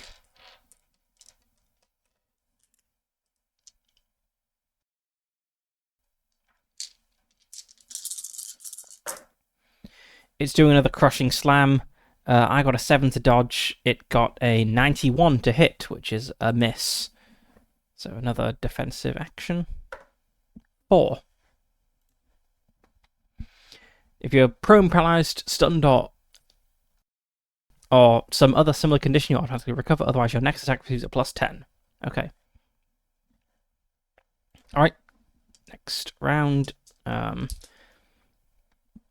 So it's a heavy hitter, but it's actually not really hitting. So that's good. Okay. So plus 10 to hit. I'd have preferred like a bonus to my damage. But, okay, so I think I'm rolling a 91 to hit. I got a 32 to hit. It got a 74 to dodge. It fails to dodge. I hit it in the 7, which is not either an armored point or a critical point. I got a 2, which is 1 point, and 3. I deal 2 points of damage. I defeated it. Defeated the bone golem. So I'm going to get 1 more opponent gone, another 5. Sorry, another 6 damage here.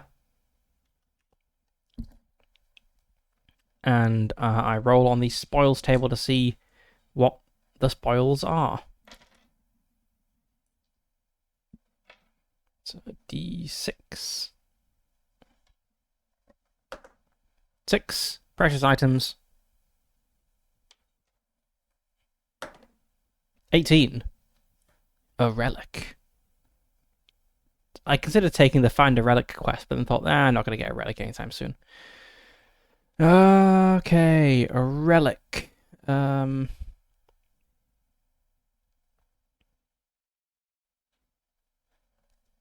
Relics are powerful, unique magic items that grant you access to one-of-a-kind powers, abilities, and advantages. Finding one of these items can change how you play the game and really change the course of your character's fate. Characters don't need to attune to relics, and as such are able to use them as soon as they acquire them. Nice. 4. The Draft of Vitality. Oh, that's not great. It's a consumable. I can. Fine. Okay. Consumable will permanently increase your health by default. That's okay, but I don't know. Fine, I guess. I'd have preferred like a piece of equipment that I could have on me. But okay, I will. The bone golem was carrying in its bone loincloth a murky glass vial which contains a liquid blend of rare herbs, gemstone fragments, and distilled essence of vitality itself. When consumed, the potion surges through the consumer's veins. So I consume it and feel it surge through my veins. It bolsters my constitution and forces you to new levels. It mends wounds, strengthens sinew, and breathes newfound vigor into the very core of my existence, giving me 3 points of health. Which, I suppose, isn't much, but when your health is only 11, it's not bad.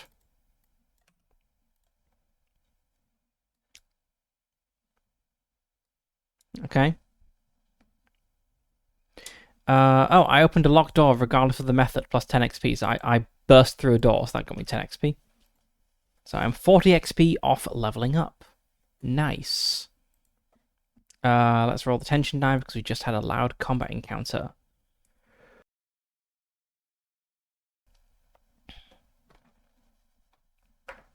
2, the tension die goes down.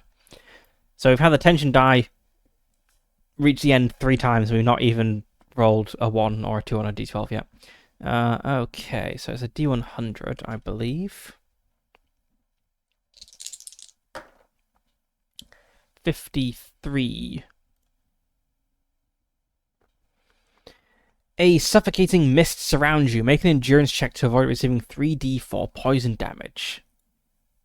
Maybe that potion had slightly gone off.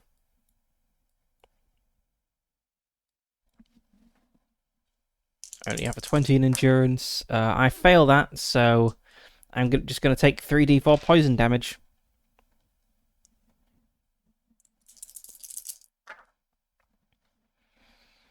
Okay, that's 2 points of poison damage. Get through a fight with a bone golem completely unscathed. Find it was carrying some like magical longevity potion, and then like cough up a lung and lose some toughness. Okay, right. So where are we? We're in this room. It has a door in it. Let's check if it is locked. And just proceed on to try to find this overseer. It is not locked. Is it trapped? It is trapped. Do I notice in time? 8. Like, okay, so I got a 3, which is very good. But the 8 means I'm rolling up with minus 30. And my perception is a 50. So yes, that is a success. I do notice in time that this door is trapped. And I don't have any means of disarming traps because I don't have any thieves' tools. Oh, that sucks. Okay, let's have a look at forcing my way through traps. You can willingly trigger a trap while trying to get out of harm's way. Doing so requires a impossible dodge check. So dodge at minus 30. What is my dodge?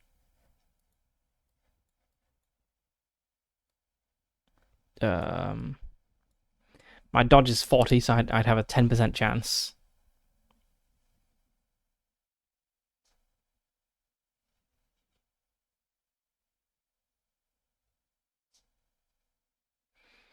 I feel like it might be worth it. Like, we're running out of avenues to expand. Yeah, let's try it. Okay. I just, like, kick the door down. Completely whiff the dodge check. What happens? What sort of trap is it? 9. That's not so bad, I suppose. So it immediately triggers a combat encounter, which will be in addition to the potential combat encounter I have in the room beyond. Otherwise, that wouldn't be really a trap at all. Okay, so I immediately have a combat encounter. I got through a... It wasn't locked, it was trapped. And I don't think I really successfully dismantled the trap. So, okay.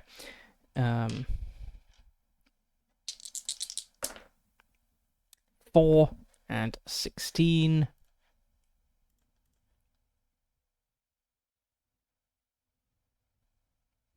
Vinekin. Have I fought one of these before? Is this the easy thing? No. This is not what I was thinking of. I was thinking of the Fang Vine. Totally different sort of vine. Okay, the Vinekin. It is unclear what the Vinekin, a plant-like humanoid species, is doing in Ker Nethalas. Their forms are a nightmarish tangle of writhing vines and thorny brambles that somehow form the outline of a humanoid shape. The Vinekin wield dark and chaotic powers, able to manipulate the corrupted plant life to ensnare and entrap their prey. They can summon tendrils and thorns to tear apart their enemies, but they seem to prefer direct physical combat. Many attempts at communicating with them have been made, but unfortunately they seem to be only interested in violence. Okay.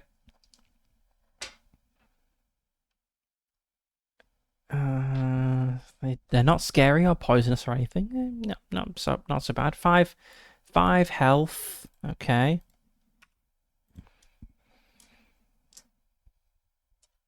So their combat skill is only 30. Their awareness is 40, so 50 versus 40 on the check here. I got a 50. It is a 50, right? That I'm rolling on. Yes, I failed my perception roll. It failed its awareness roll. I have the higher skill. So I go first.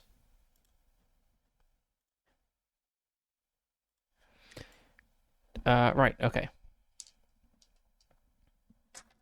I'll do my usual attack.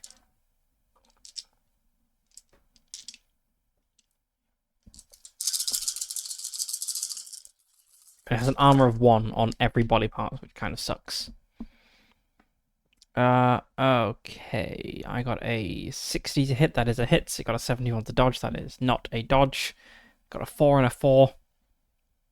So that would have been 2 damage total, but it is only 1 damage.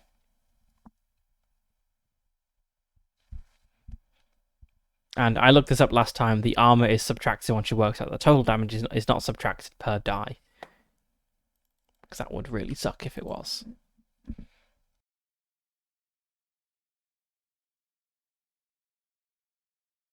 Okay, the Vinekin's turn.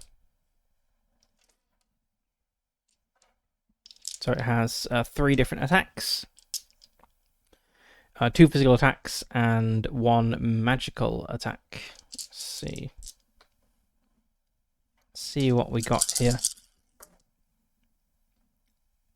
It missed. Got a 97. I got an 85 to dodge. That's also a miss. Yeah, I don't get to make a defensive.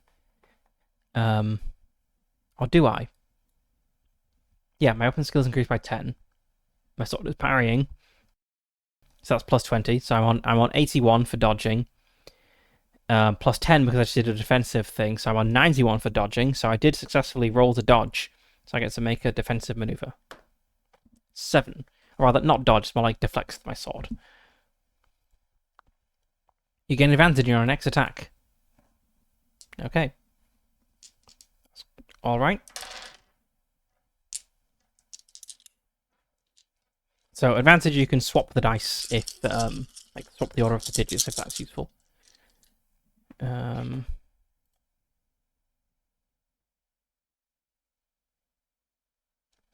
Right, okay.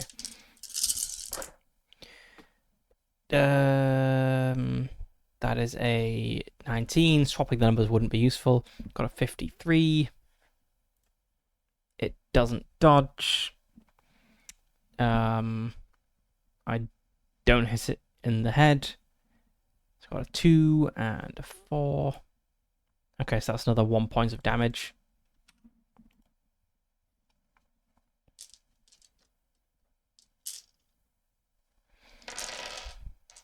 Right, its turn. 6, another physical attack. 39 is not a hit. Okay. And I got a 3, so I did defend, so I get to make another defensive move. 2. Reduce armor by 1 in a random location. That could potentially be useful.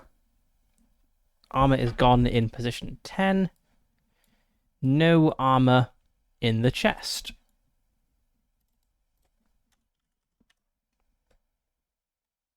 Okay, so if I hit its chest, I'll have a slightly easier time. Next round.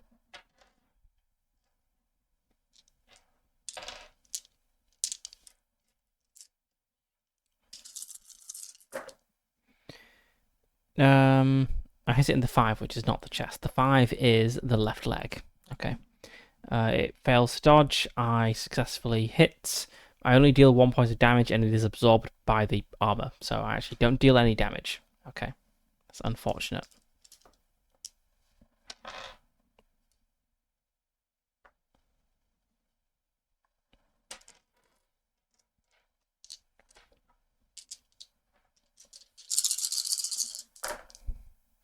Right, it's doing another physical attack, and 15. That's a hit. I got a 32 to dodge, though. I successfully dodge. 2. That's another point of random armor gone. Okay. 4. Left leg.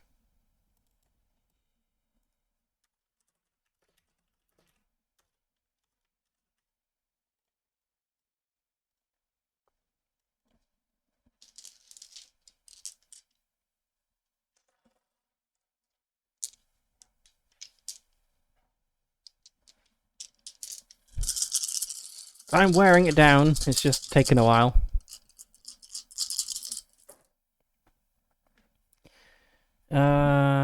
Yep, that's not a dodge. It's, also not a hit.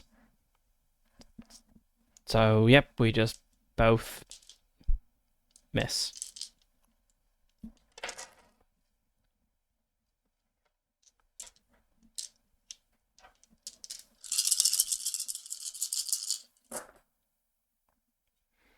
It misses. I dodge. 1. My next attack is a +10. Okay. Feels like there's a lot of whiffing in this combat. You know, each side not really touching the other. Because I've got a pretty good like defensive ability, so it's actually quite hard to hit me.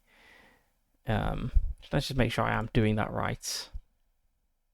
Yeah, the defender makes a combat skill check based on their currently equipped weapon or dodge, and my weapon is so much better than my dodge skill. I would never roll dodge. So I am rolling the right thing. It's just kind of hard for enemies to hit me in that case.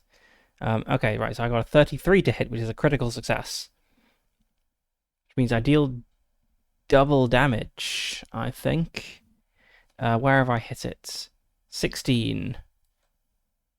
Which is the right arm, so that is armored, unfortunately. But double damage, so I've got a 5 and a 2, so that's 3 so far. 4, 5, 5 damage, -1 because it is armored. 4 damage, it is defeated. That's another 5, another 1 opponent killed, another 5 damage dealt, and 50 XP. So I hit 1000 XP, level up, and have 10 left over. Let's just get the spoils first, and then we will go through leveling up. So it was the spoils table. 5, a valuable item. Okay. 4, a random potion.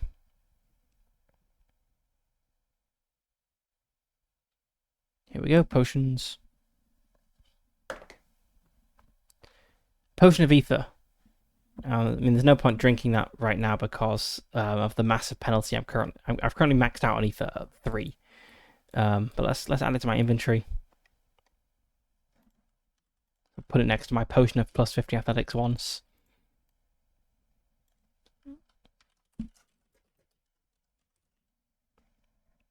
Oh, potion of recover 5 ether. I've got this potion of courage, which removes the frightened condition. Okay. Right, I get to level up. Let's work through that. So, each time you accrue enough experience points to level up, you can choose one of the following benefits: increase health by D4, increase toughness by D6, increase sanity by D4. Speaking of toughness, we just had a fight, so I get to recover D4 toughness. 2 toughness. Yeah, I don't think there's any point increasing max toughness. Yeah, I'm thinking either increasing physical damage by +D4 or increasing magic resistance by 10.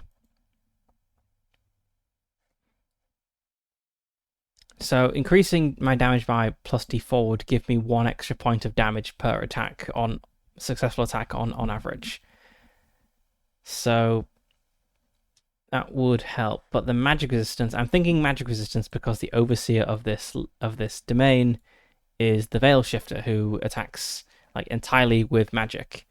And lots of enemies have magic attacks as well, and I just keep failing all of those rolls because my magic resistance is only 20.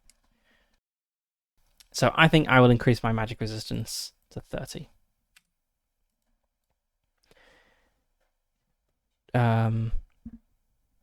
You also get 1 ability point, which you can spend on a mastery.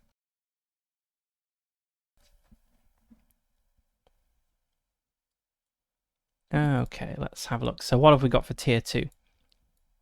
Shield Bash. I do not have a shield. Sure Blow costs 4 ethers. I can't actually use it at the moment. I only have 3.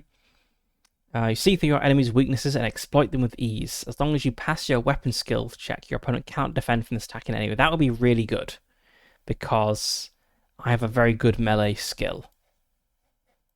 And then for this one, Unbreakable Faith, your certainty on your path allows you to perform combat feats that a normal mortal wouldn't be able to. Increase your next attack roll by 40. See, I feel that the Sure Blow is better. Let's take this one.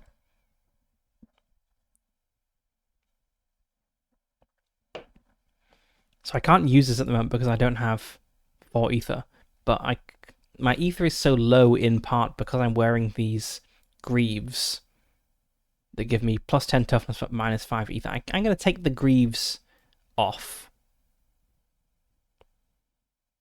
The gloves have come off. My ether goes up by 5. Oops.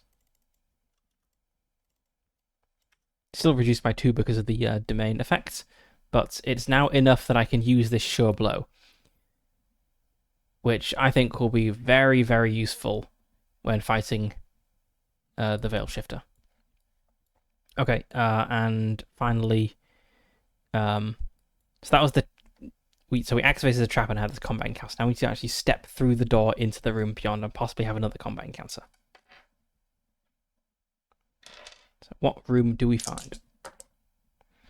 Room 55. Which is this like circular bulbous room, which I will draw with pointy lines, because that's close enough. There we go, a beautiful circle.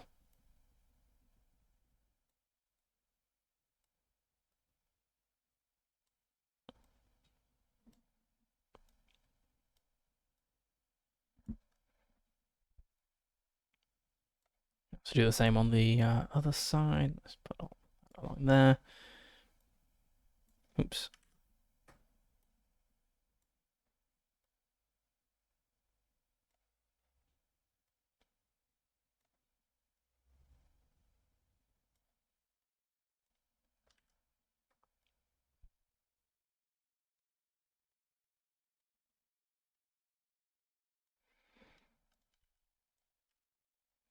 Okay, we've got a door. We need to do our usual things. So the tension check and the lair check, and our torch will go down by 1.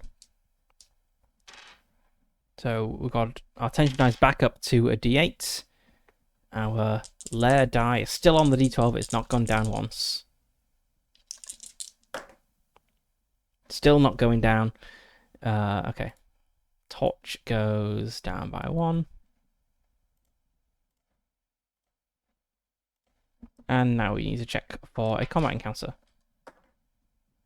10, I think it's 10 or higher. Yes, okay. So we have a combat encounter here.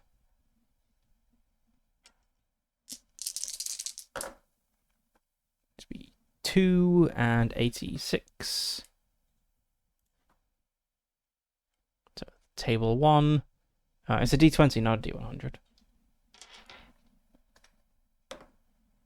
19. A hive warrior.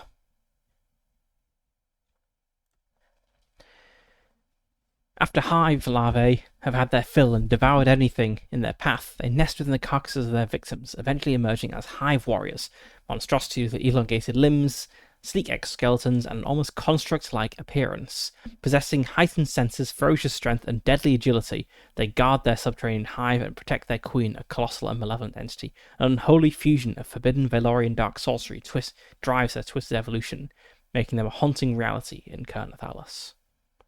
Okay. Then again, it says that, but its combat skill is still only 40, which isn't so bad. Right, so it has 4 health. It's not super strong.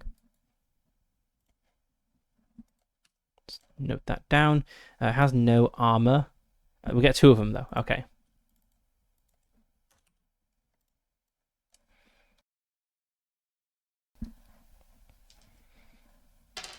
Alright, let's see who notices who, and so who goes first.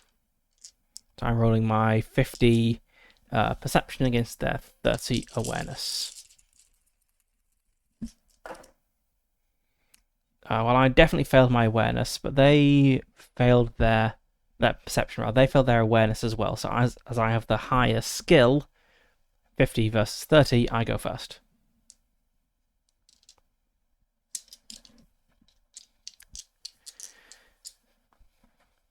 I could use my cool new ability. Costs 4 ether. I only have 8 ether, but you recover all your ether when you leave the room.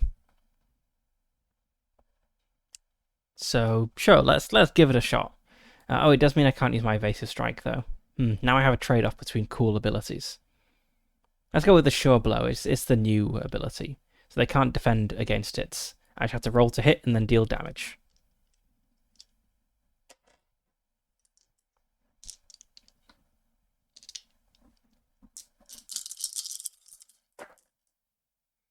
Okay, yep, that's definitely a hit. I hit them right in the 2, which is the right leg. Oh, I hit one of them in the right leg. I don't have 2 swords.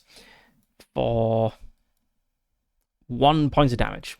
Okay, not amazing. Not the best use of ether, perhaps. Now they both get to attack me. I suppose individually they're not that tough, but if the 2 of them, the action economy. Okay. They can also deal poison. Alright, 89. That's a failure to defend. It would have been a success to defend if I had not done my sure strike, if I'd used my defensive blow. So I failed to defend. 87. It also fails to hit. So nothing happens in this. I'm pretty certain nothing happens if we both miss. I'll just double check.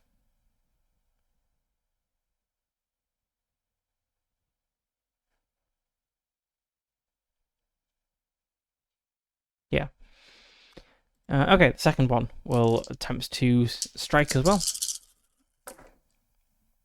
And miss. Okay. Which is good because I also missed my defend on this one too. Alright, next round. I'll just go for my defensive strike because it's useful. I'll go for the first one again, I suppose. So it got a 54 to defend, which is not enough. I got a 97 to hit, which is also not good enough. Okay.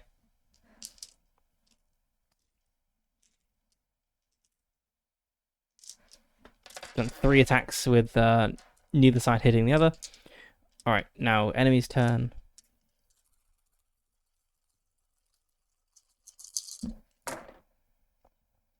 Uh, 11, that's a critical hit. So it hits me with a rending strike, dealing 2d8 damage because it's a critical hit. So that's 2 points of damage to me. Oh, my toughness has gone down because I took off my gauntlets.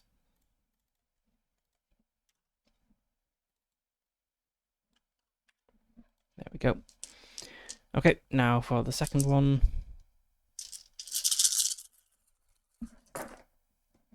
It misses.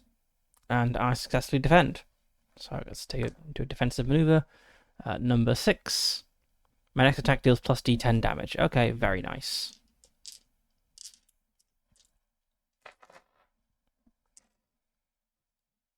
Then sure, let's go for that second one. It feels narratively fitting that it was the second bee person, whatever they were, hive warriors, the second hive warrior attacking me and kind of unbalanced himself. And I'm going to lunge in for the attack now. An extra d10 damage. Okay. And sure, let's go for the sure strike again so he can't even defend. So I'll just pay the 4 ether. And just hope I don't roll really badly on the attack, because that would be annoying if I did. Okay, 55. It's a critical hit. Nice. In the head, which is also a critical hit because they're weak spots. So I deal 2d6, 2d4, 2d10 damage. This guy is almost certainly dead. All right.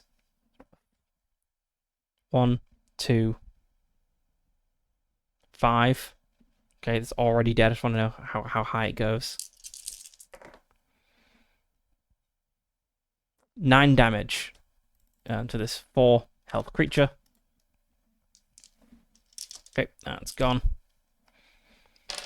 The surviving one is now going to attack.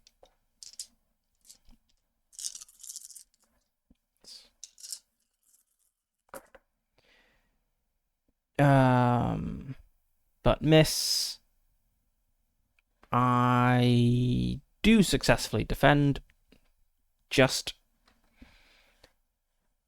So I get to. It's your opponent immediately suffers d4 damage. Okay.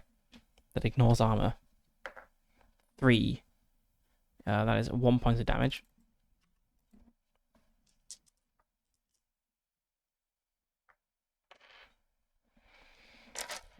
Okay. Surely this is going to be the last strike of the combat. 30 to hit, 43 to defend. Not quite good enough for them. So 2 points of damage. Yes, okay. So I kill those guys. That's another 8 damage I've dealt with slashing. 2 opponents I've killed. 50 XP from a combat encounter. And 1 roll on the spoils table. And then I shall search the room because I keep forgetting to search the room.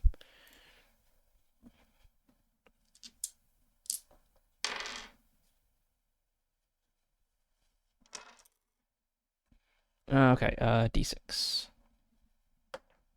1. Mundane item. 15. A backpack. Oh, that's nice. Backpacks let you carry more. Yeah, increases carrying capacity by 20 slots. I guess I'll cross out the things I don't have. So I don't have belts, quick slots. But I do now have a backpack. Non-encumbering items.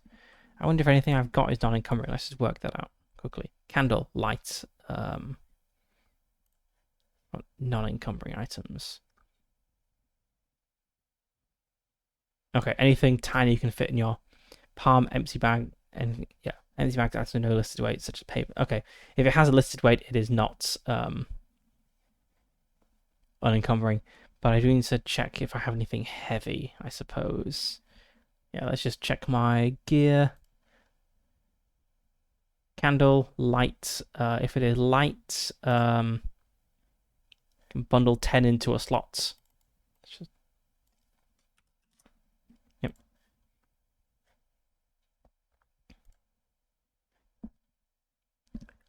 I have a club. I don't really need the club. I'm going to chuck the club away. Actually, I suppose there's no harm in having it. It could potentially be useful. Okay, a club. I assume it just takes in 1 slot. Yep. Torch is light. Okay, you can fit 10 torches in the slot. Potion. I assume they're normal 1 slots. Attunement crystals.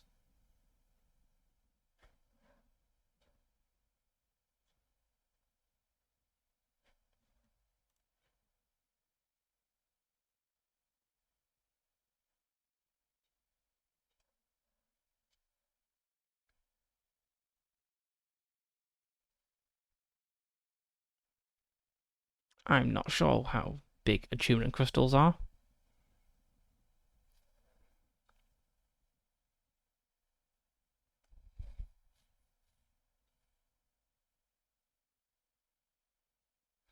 Oh, I didn't notice this. So wearing armor doesn't prevent you from wearing other stuff, so If I were to wear my greaves, I could still wear boots with them. Okay, good to know.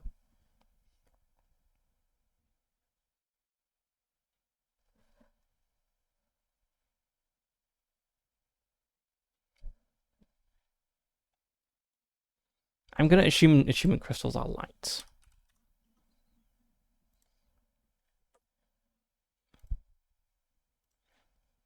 Bedroll is heavy, so this takes up 2 slots. Just put that. Oops. Put that in my backpack. Bedroll. Just arrange things a little bit. Potions, bandages are light.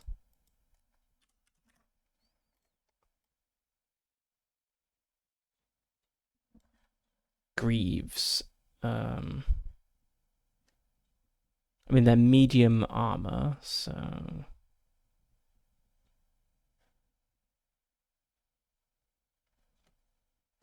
Okay, any single piece is considered normal. Okay.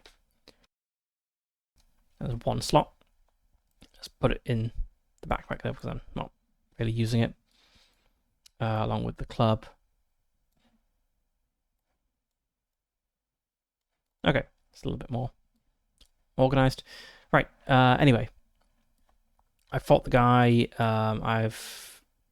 Yes, I'm in the room. Done all the things. Let's go check this door to see if it is locked.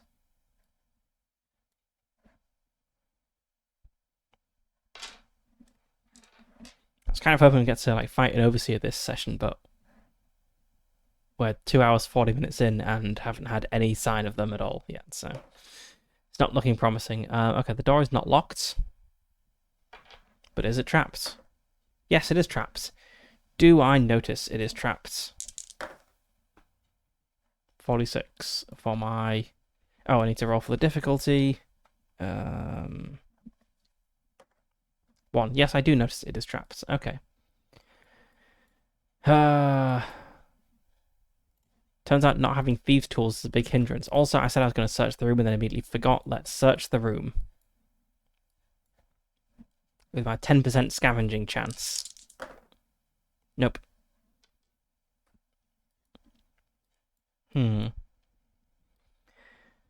Okay, so my only avenues of exploration are through trapped doors, which means just forcing the door open, trying to dodge the trap. A locked door, which I can kick open, but it might be traps. I don't know yet. Another locked door over here, or the room full of knives that I have to make an athletics roll or bleed as I walk through. I suppose let's just force the trap's door open. So I've got to make a dodge check at a -30. I didn't do that. Now let's see what the trap is. 6.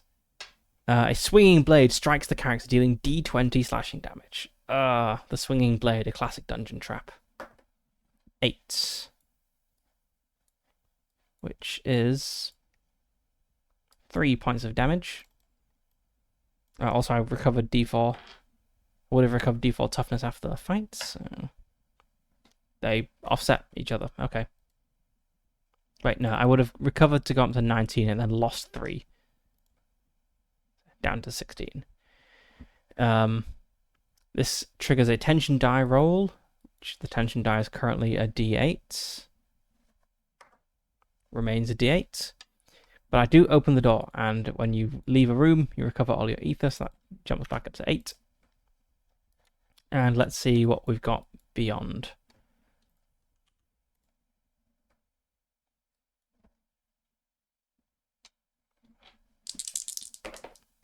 Room 71, which is this room. Excellent. Loads of doors. Spoiled for choice now.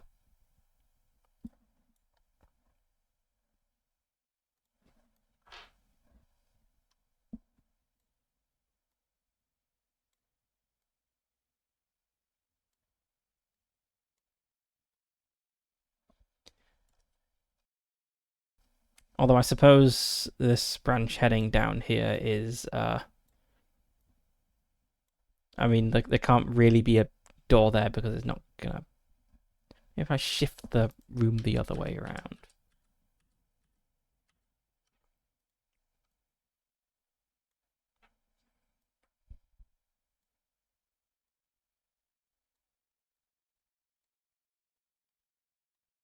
A little corridor coming off here, I suppose.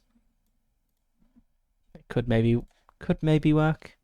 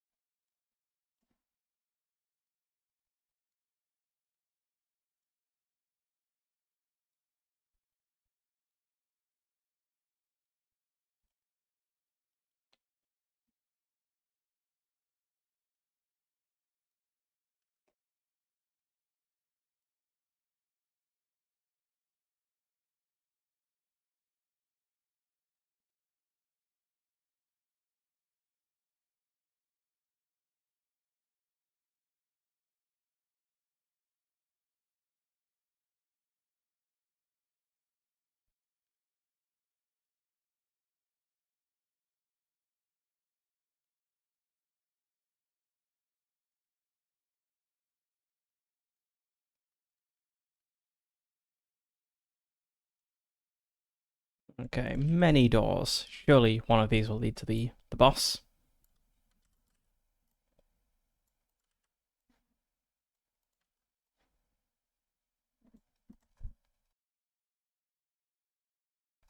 But we have to roll some dice first.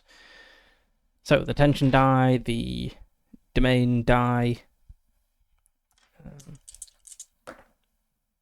The domain dice is not going down. We're not getting any closer to finding the boss or the exits.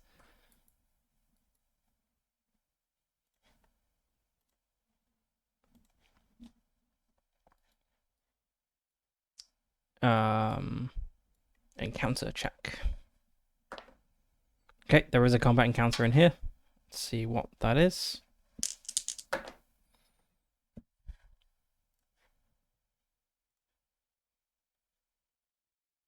A living moss.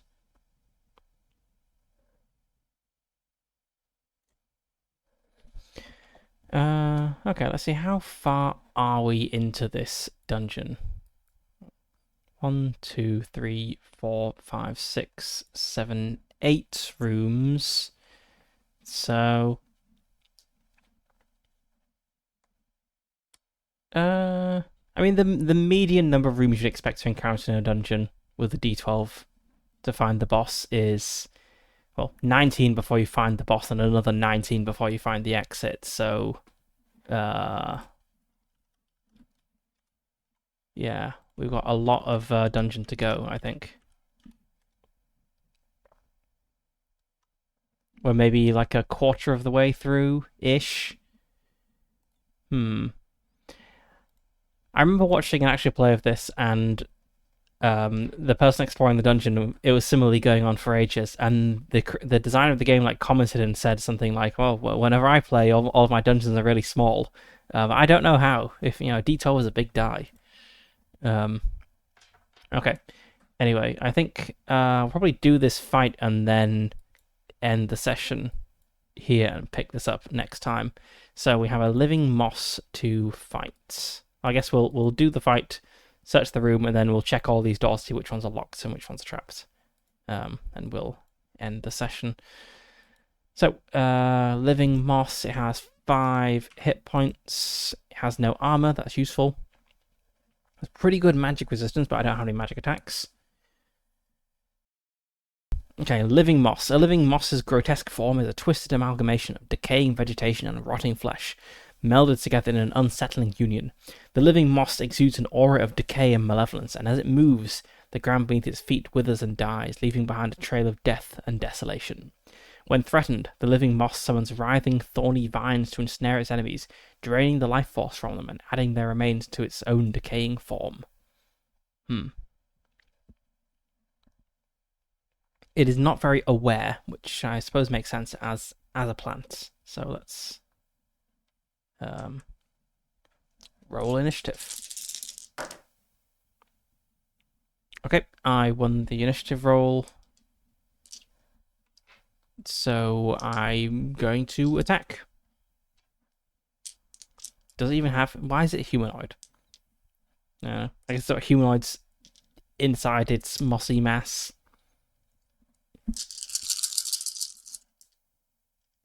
Oops. Yep, roll the dice. Okay, 69, that is a hit. I don't hit it in the head, I hit it in the left arm. It doesn't have the armor, so that doesn't really matter. It fails to defend, and I deal 1 point of damage.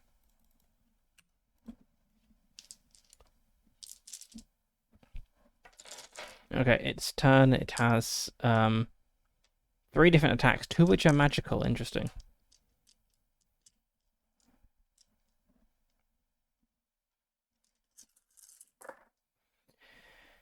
Okay, it goes for attack number 2, which is a physical attack. It rolled a 38 to hit, which is a success. I rolled a 51 to dodge, which is a success, and it's a success with a bigger number, so I am the successful one. So I do combat, defensive move 9. Recover 2 toughness. Okay. This is so easy, I feel better than when I began this fight.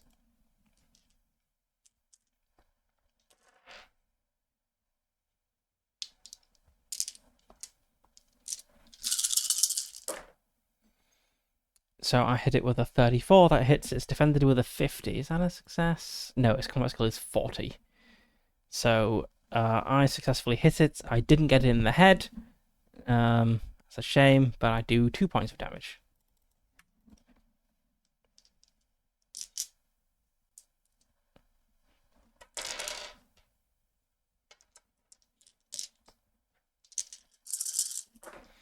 It uses its ensnaring vines. I need to roll magic resistance, which I succeeded at. Perfect. Okay. So I was unaffected by the vines. I resisted the foul magic of the undead moss.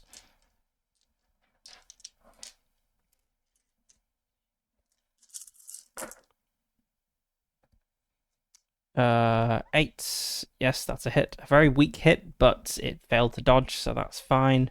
Again, not a critical hit, but it is 2 points of damage, so I kill the living moss, getting another 50 XP. 1 more enemy dead. 5 more hit points gone.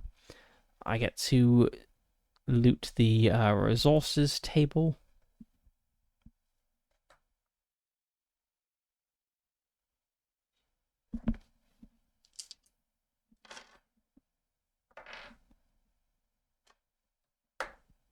Eight. A crafting supply. Again, I prefer food, but okay. Now let's search the room. That's a success. Searching the room. Where even is that in here? Scavenging. So I succeeded on my scavenging check, so I roll a d20 to see what I found. 4. Default craft. Oh, so it's always the crafting supplies. I want cooking supplies. 4 crafting supplies. Shame you can't eat like string and wood and glue or whatever it is I'm finding here.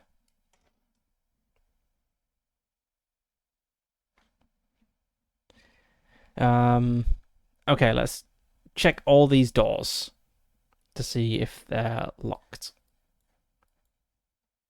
Just go around clockwise, I guess. and it's a 12 or higher, they are locked. Not locked. Nope. Nope. Yes. Nope. Yes. No. Okay, so we have locked. Locked. We've not checked for traps, so there might all be traps. I will note that down so I don't forget.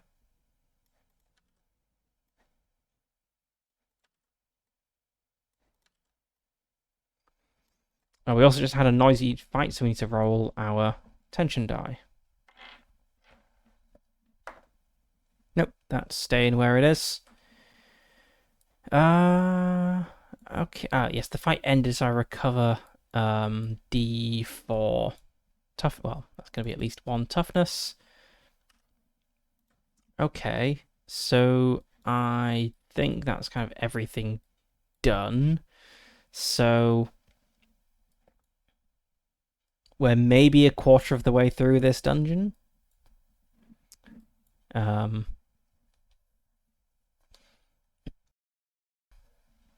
And I guess we'll end it here and pick up next time with the domain of the Veil Shifter. And hopefully we'll find the Veil Shifter and fight it. It may kill us horribly because it's very tough over here. So, yep, that's it for this stream. On Friday, Traveller continues, so playing more Pirates of Drenax. And then on Saturday, we're playing more Esoteric Ebb. So thanks for watching, and see you next time.